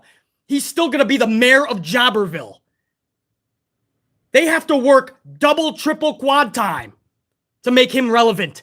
That's how bad over 2 years they ruined Rico shit. He's probably going to lose the title next week to Jinder Mahal. Or whoever the fuck it is. Stanky. Whoever he's taking on. They have nobody as a face.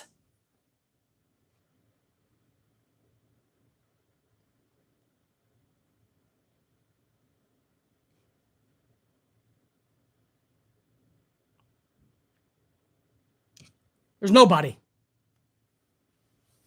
Stanky, not Jinder. Is it Stanky next week? Watch Stanky win the fucking title like Vince gives a fuck about it. You have nobody. Cody feels like a big star these days.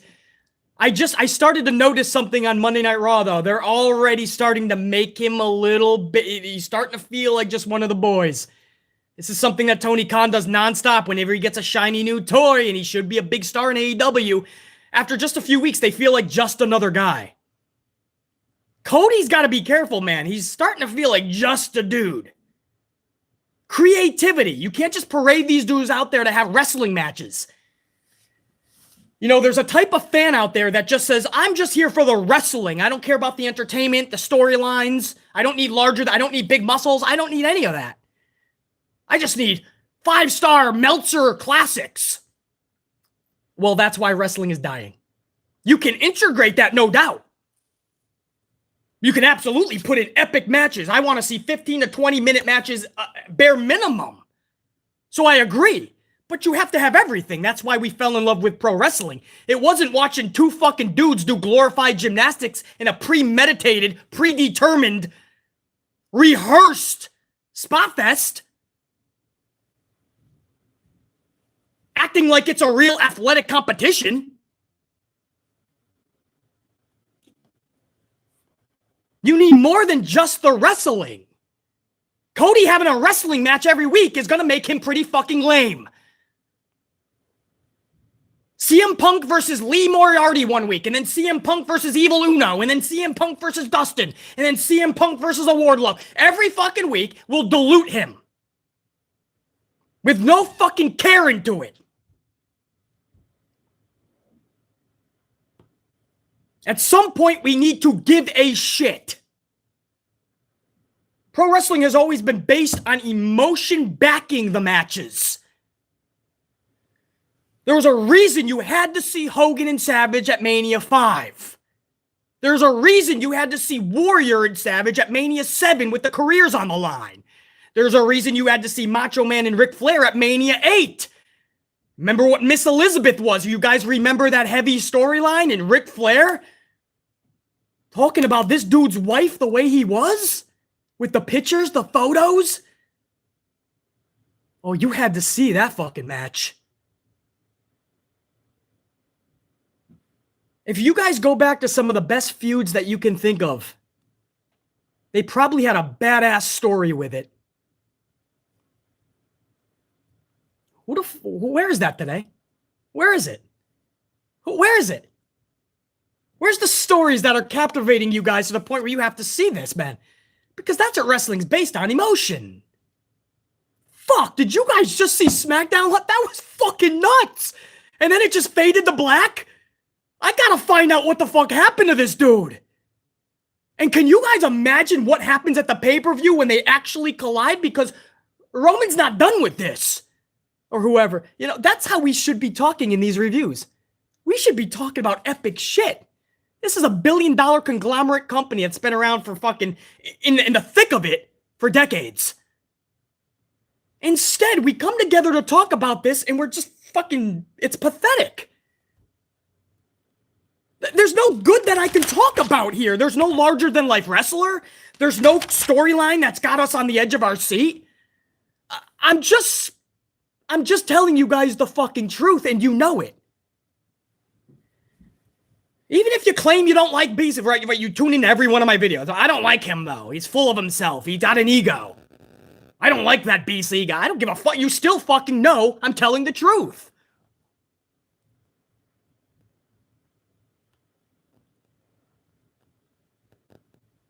But it's the fans that are just toxic. I'll be the first to say there's fickle fans, no doubt. There's toxic fans, of course. Every base has that. But if you think the fans are the reason that wrestling is not fun anymore, you may want to take a really keen look at the shows that you're watching and ask yourself, where are my standards at? Am I just a fucking a demented trained seal that shows up at all these events and I clap for everything and I can't wait to start my chants? This is awesome. You deserve it. Fight forever.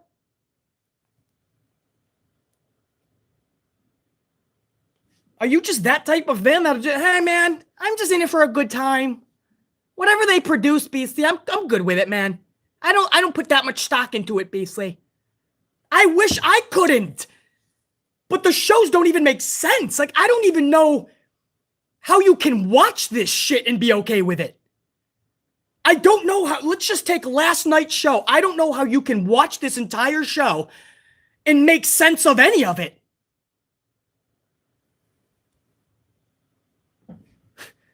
I don't know how you can make sense of any of this. It's that level of bad. Anyway. What do I know? I'm the podcaster. He just screams a lot. He's mean. Why is he so frustrated?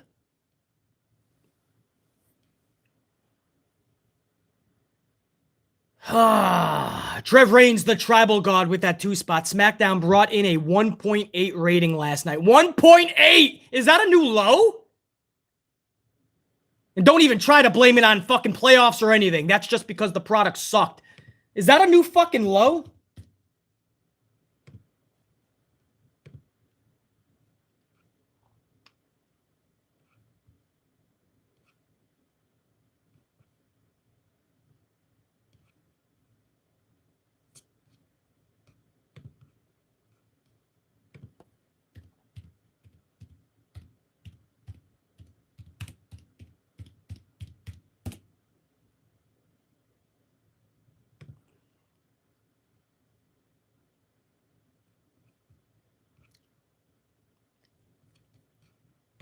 Hold on.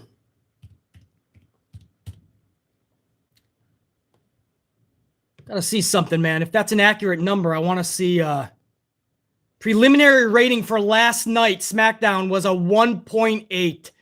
Going against playoffs on an ABC. Brandon Thurston, a really good dude with numbers. BC loves numbers. Brandon Thurston's a great dude to really break down shit. We have different philosophies on breaking shit down, but he's a really good dude with numbers. He's anticipating that it'll be around a 1.9 for the final based on the plus 5.7 adjustment. So even with the 1.9, it would be the lowest on Fox since the return to touring. The final number will be reported on Monday. So I am going to reiterate that even with the adjustment, I'm so glad that this is being brought. Who just told me that? Who the fuck just told me that? Trev Reigns, the tribal god. Thank you. Because before I ended the stream, I want, this is not just BC voicing his displeasure. This isn't just my amplified unit saying this show sucked and things need to change. This is the rating telling you they just pulled the lowest rating since the return to touring. And you can just blame it on NBA playoffs, or you can say, why did people feel the need to watch the fucking game more than the actual live wrestling event a few weeks before the pay-per-view? It's because the event did not put on anything worthy enough to watch it. So you have the NBA that has been losing ratings every single year for the better part of over half a decade because the NBA has been fucking trash for years. You had something like the NBA whoop the shit out of SmackDown when back in the day, during that Attitude Era, the product was so hot, the industry, you would laugh at the playoffs. There was no way your remote control wasn't stuck on 2 channels, USA Network, TNT, and you would flip back and forth for 3 full hours. You weren't watching no fucking playoff, no presidential speech. You didn't care if it was a holiday. You had to tune into those wrestling shows. But now all of a sudden, 2022, people want to give an excuse. Well, now it's the playoffs, basically. Okay, but why? When back in the day, it wasn't a factor. Or at least not to any great length. I just said that about AEW Dynamite. People are using that as an excuse of why they didn't hit 1 million. But what I did is I showed you the facts. I went to the last 2 months of Dynamite's numbers. Only one time in the last 2 months did they even hit 1 million. It was 46,000 fans over 1 million. Everything else was around 950. They pulled a 930,000 this week. So even if you wanted me to put you back around that 950, I'll give you 50,000 extra viewers for Dynamite. That would still only put you at 980. You're still tens of thousands away from 1 million even. So how big do you think the playoffs affected AEW? They don't. I'm trying to say, man, that no matter how much they impact it, the blame has to be on the show. You can't just say, oh, playoffs, fuck wrestling, watch it later. People have been flying away in droves from the NBA, dude. AEW pulled nearly the same fucking thing they were with or without playoffs. The Boston Celtics and the New Jersey Nets. Nobody gives a flying fuck. Nobody gives a shit about the NBA anymore. It's sad because I love my New York Knicks. They've been non-existent for fucking decades, it seems. The NBA is trash these days.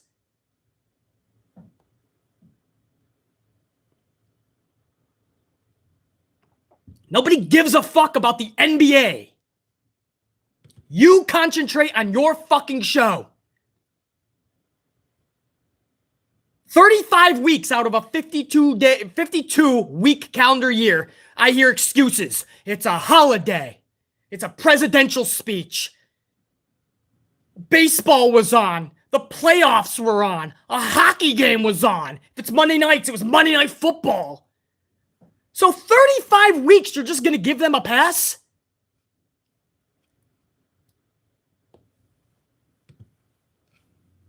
Fucking done. Back in the day, we didn't do these excuses. We just said, damn, we got to put our best foot forward and collide with these mother. We got to make our 18 to 49 demo want to tune into us. Austin's glass shatters. Here he comes for McMahon. Here comes the NWO. And that's why you saw millions and millions of viewers every Monday night. You didn't have a choice but to tune in. You had to. 2022, it's a new type of person. Excuses! Well, basically, I mean, it was a big playoff game, man. Right? I hear that all the time. Basically, in all fairness, it was a big playoff game, man. Huge, basically. People said, fuck wrestling. But it didn't happen back in the day, so you're basically admitting what BC is putting down to you. You're basically clarifying to the utmost truth that BC is spitting out. You're telling your excuse is just amplifying my truth. Wasn't a big deal back in the day, but now all of a sudden it is? Because the product of wrestling is in the toilet. If they fix that, then they can compete. It's not that hard, guys. It's really not that hard. But it's easier just to say, not bad, playoffs were on. Okay, but what about the other past 2 months? Let's use AEW as the example again, when they were just pulling in around 950. What happened when the playoffs were not on? That's not the point, Beastly. We're staying with the playoffs theme. I think on that week, Beastly, it was King of Queens and SVU. A taped SVU. Law and Order was on, Beastly. I think they were running some really good commercials, Beastly. That's why AEW didn't pull $1 million. Come on, bro. I'm sick of the excuses. SmackDown just pulled a 1.8. As Brandon Thurston is accurately putting, because I do think there's truth to this, it's probably going to end up at about a 1.9 on Monday morning. That will still be the lowest since the return to touring. And you can all you want. I will not be blaming playoffs. I'll be blaming a horrible show. It's not a coincidence that I called this show the most boring in recent memory. And it just happens to be the lowest fucking rated. That's not a coincidence. I know what the fuck I'm talking about when I review this shit. Man. Trev Reigns, the Tribal God, thank you for that info. Pile driver finisher, 5 spot. Watching Lacey Evans' promo seemed forced. And as an adult, I can only think, sorry, not sorry, get over it and start rising above. Pile driver finisher, that's my point, right? At that age, you're not rehashing it to be needy and trying to get attention and trying to get a cheap pop, because that's what she's doing. They're having her tell her childhood story for a pop? That's so degrading and embarrassing. I don't know if anybody's going to sympathize with her because she had a rough upbringing. We all did, or most of us. Get over it. And the way they had her fucking started off like she was held captive and forced to do it. She started off with, okay, here it goes. Like someone off camera is like, you got to tell your story. And we're airing in 4, 3, 2, 1. Okay, here it goes. I was a kid when we moved around and my dad was an alcoholic and really bad things were going on in my house. And I'm like, wow, this is cringeworthy. Dave Mealy, $4.99. As much as I love and respect Lacey, I simply can't take her story seriously. Mainly because she's telling her story in a bikini. She's in her little fucking, she's in that little onesie type outfit with the fucking fatigues over it or whatever it is. What are you? I mean, so you had the rough upbringing, or are you the Marine? Or because your upbringing, you are now a Marine and you're a beacon of hope. I think that's what they called her several times last night. The inspirational, that's her character. The inspirational Lacey Evans. So she's that annoying person you guys probably have on social. If you guys are on social media or one of those platforms where like you have family and friends on and shit, and you always have that one annoying family member friend that always posts inspirational quotes. Only you can turn your day around. Life is filled with ups and downs, but you gotta keep staying motivated and rocking. Only you can prevent forest fires. Right? We all know those annoying people that just they post these weird-ass fucking inspirational quotes. Well, that's Lacey's character now. A real-life fucking female version of Joel Osteen. Dave Mealy, much respect. Quincy Gray, a 5 spot and a 5 spot. 2 back-to-back by Quincy Gray. We got rough upbringing, but that doesn't make you special, Lacey Evans. He also says they did the sympathy card with Ryback, and that backfired too. Quincy, I forgot about that. Remember they tried that with Ryback? Which is fucking hilarious because they also tried to make him the bully character. And then they did the sympathy card. That backfired. Quincy, they tried this with Charlotte Flair several times. Not to the level of Lacey, but several times they tried to do the Charlotte Flair thing. And that backfired too.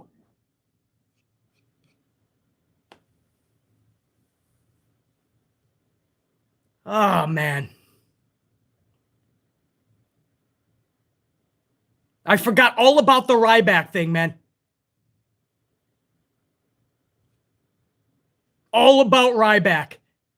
And they went all around for that shit, man. Cryback. They went all out for that, and that backfired big time. Who was that? That was Quincy. That reminded me of Ryback, man. And this is what Vince, and he thinks that this is going to connect.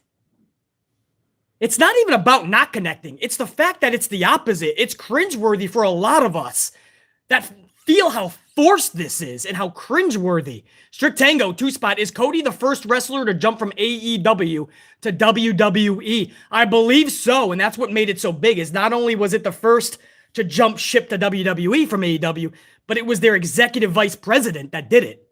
So Strict Tango, that's what makes it massive. Jer9 Gaming with that 5 says Sasha, Naomi versus Natty and Shayna has happened twice. November 26, 2021 and March 11th, 2022. Natty putting over talent like Cora is how she should be used. Jer9, I said the same thing. I think she's perfectly placed right now in NXT. Natty can help them and help her own cause. So Jer9, I absolutely believe that. And as far as Sasha, Naomi, and Natty and Shayna, that's twice aside from the Fatal 4-Way at WrestleMania. So Jer9 just backed up what I thought. This is going to be another rematch at Backlash, making at least 5 when it's all said and done. 5 that we know about with a couple of weeks still left. Jer9, thank you for those facts, man. You see if there's any more supers, guys, before I... Oh, hold on. Derek Fleming Jr., I got you, dude. Guys, thank you, man. I know this is going over 2 hours already. We had a little hiccup during the stream, man. We kind of went blurry, a little fuzzy. We had to do a little bit of a timeout. We got a lot of amplified because this show was so fucking horrible. A lot of you guys showed up and represented with the supers, so that took a little bit of time. But thank you, everyone who's coming in, smashing that up. Don't just press it. Smash that like, bro, as we catapult to 300. So that when we go up onto the channel after we're done being live and the algorithm kicks in, thousands of people are going to end up clicking. They're going to see that we rock this motherfucker. Derek Fleming Jr., 199. If you're the Packers GM, where do you draft first? We have to concentrate on receiver. I don't care if that Derek Fleming Jr., I don't care if that's fucking draft or trade. We don't have any cap left, basically. So it's draft or trade somehow, and somebody needs to want to come to Green Bay and work with Aaron. That's our best chance. But losing Devontae is a fucking dagger. So just like I said years ago when we got Jordan Love, we should have no business getting Jordan Love. We don't need another quarterback. We have Aaron Rodgers still in his prime. We should have gotten a receiver for Aaron. So I'm going to say the same thing years later, Derek Fleming Jr. And Mr. Black Ice 22 with a 5-spot. Partied so hard last night for my birthday, I forgot all about AEW and WWE. So it's safe to say that I didn't miss shit, huh? Happy birthday to me, LOL. Big happy birthday ups and props to Mr. Black Ice 22. You missed nothing. But if you think you did, over the last 2 hours, I went over the whole motherfucking thing. I think the AMP unit collectively can tell you, Mr. Black Ice 22, that you missed nothing. As in nothing at all. I think I got everybody, guys, on the supers. If I missed anybody, I'll get the full list afterwards. Fortunately, it takes a little bit of time, and I will absolutely give a shout-out next vid if I did miss anybody. But that's the show that I got for you guys. That's the 2 hours of SmackDown last night. Let me real quick. I just want to see if there's anything that I missed story-wise. I don't think there is. Nothing really big.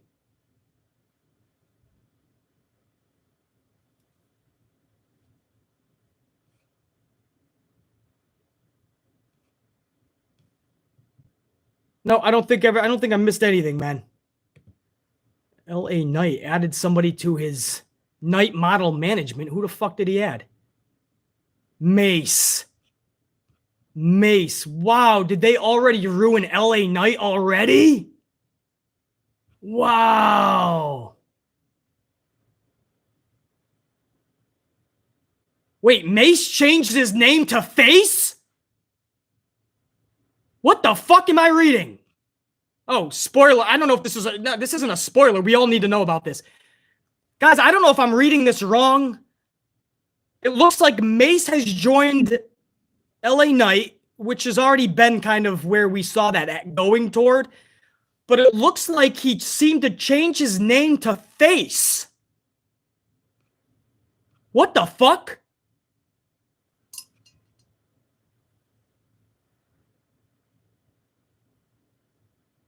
Oh no, Mace was already... Another segment with Night Model Management led to their scouter also happened during a... What the fuck am I reading? WWE star, another star was added to the mix, Mansoor. He accompanied LA Knight as he entered the arena, walked down to the ring, and introduced Mace/Face to the audience. Mansoor has only wrestled twice this year on WWE shows. He was last seen in the Andre the Giant Memorial Battle Royal. So Mansoor is also with LA Knight? I'm going to find out more about this. Is fucking horrendous. This is where I'm going to have to end this because this is going to give me a whole nother fucking headache. Guys, thank you so much for an awesome 2+ hours. All apologies for the technical difficulties. When you're live, you're fucking live, guys. You guys know the deal. This is just WWE imploding right now. I honestly think they're just trolling their own audience. I honestly think they're just fucking around just to get a giggle out of themselves. Honestly. Let's name Mace Face. And I don't even want to know what Mansoor's new name is going to be. Bamsor?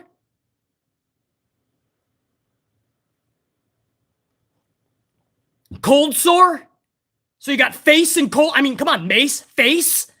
What makes you think Vince McMahon will not make Mansoor Cold Sore? I can't, guys. I have no idea. I don't know. This is WWE imploding. Here we go. It's post-WrestleMania.